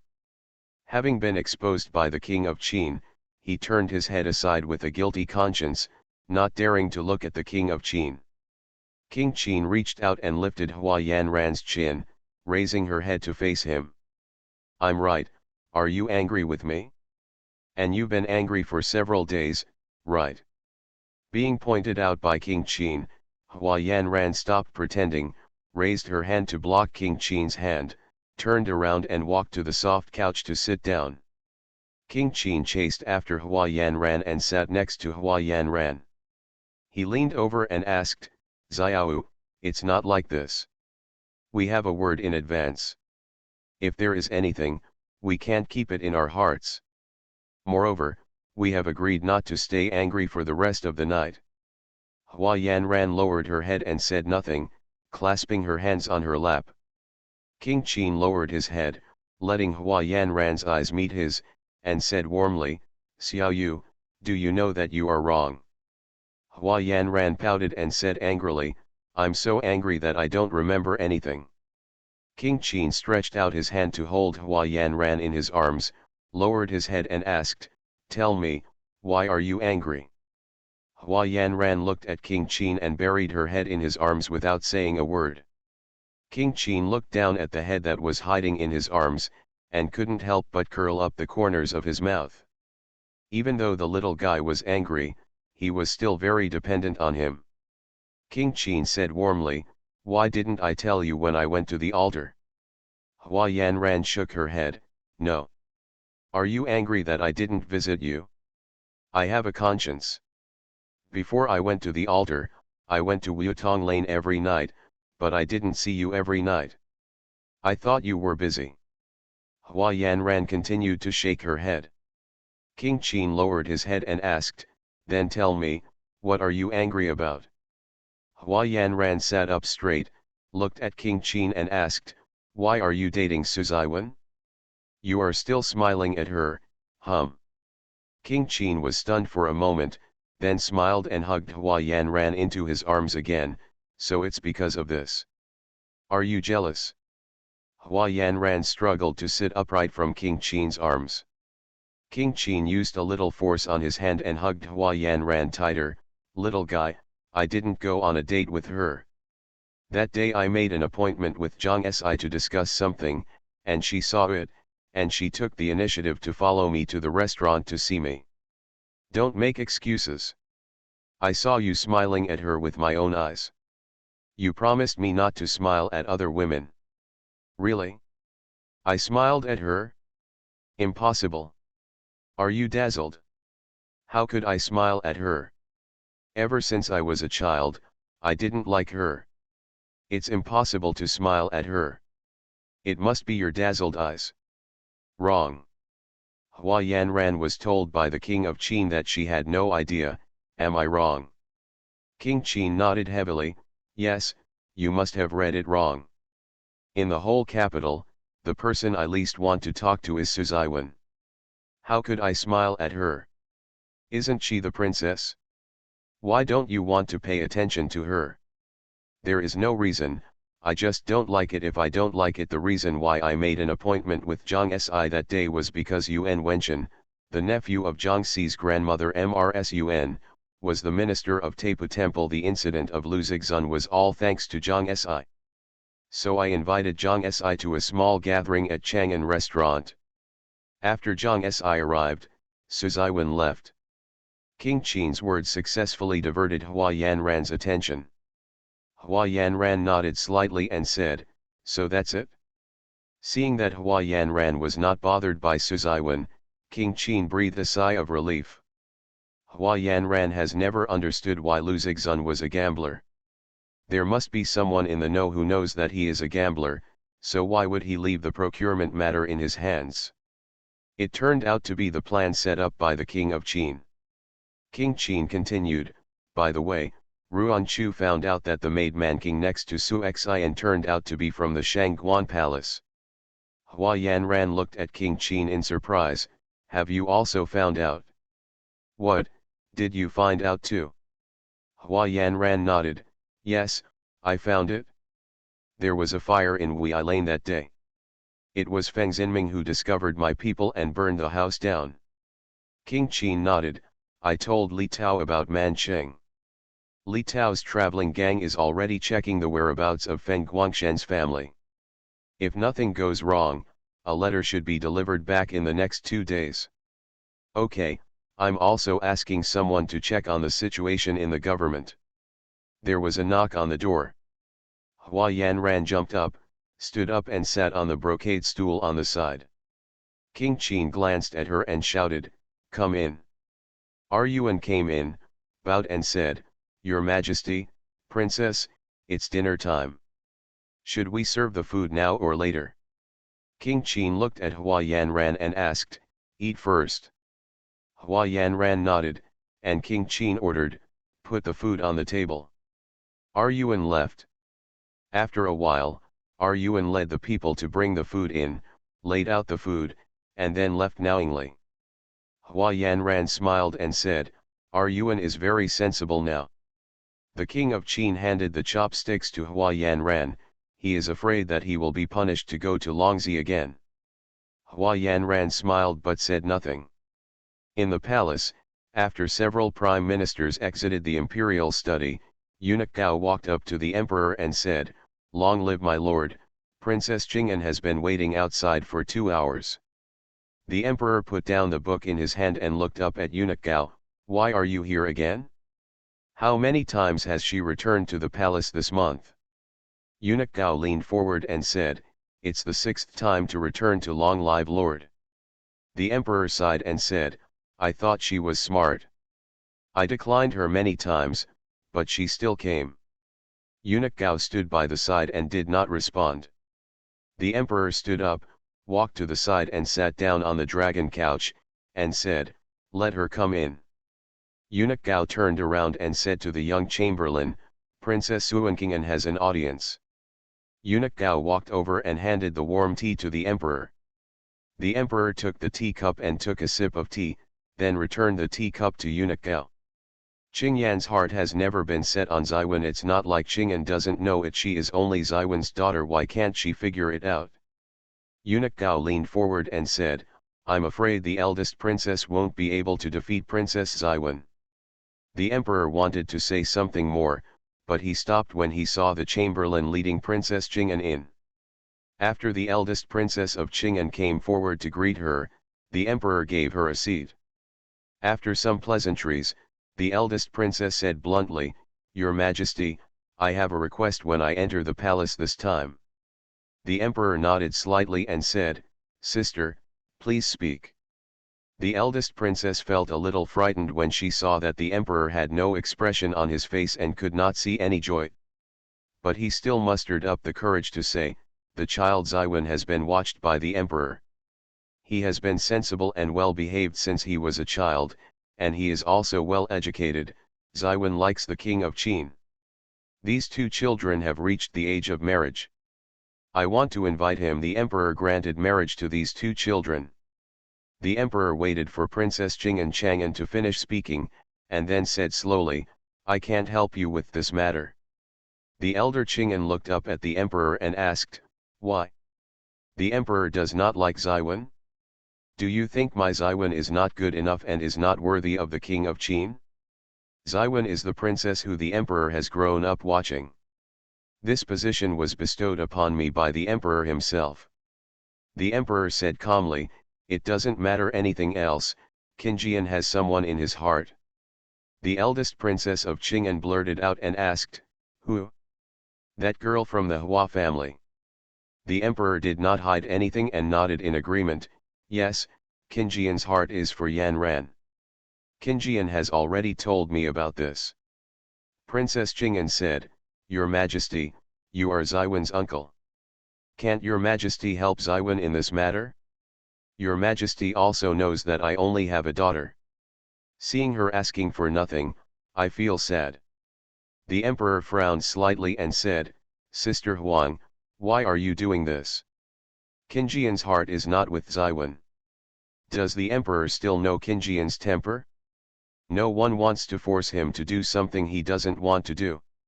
It's best for the emperor to give up this idea." The eldest princess of Qing'an begged, "Your Majesty, I have a daughter from Xiwen. I hope that for the sake of our brother-in-law's affection, the emperor will help me this time." End of this chapter.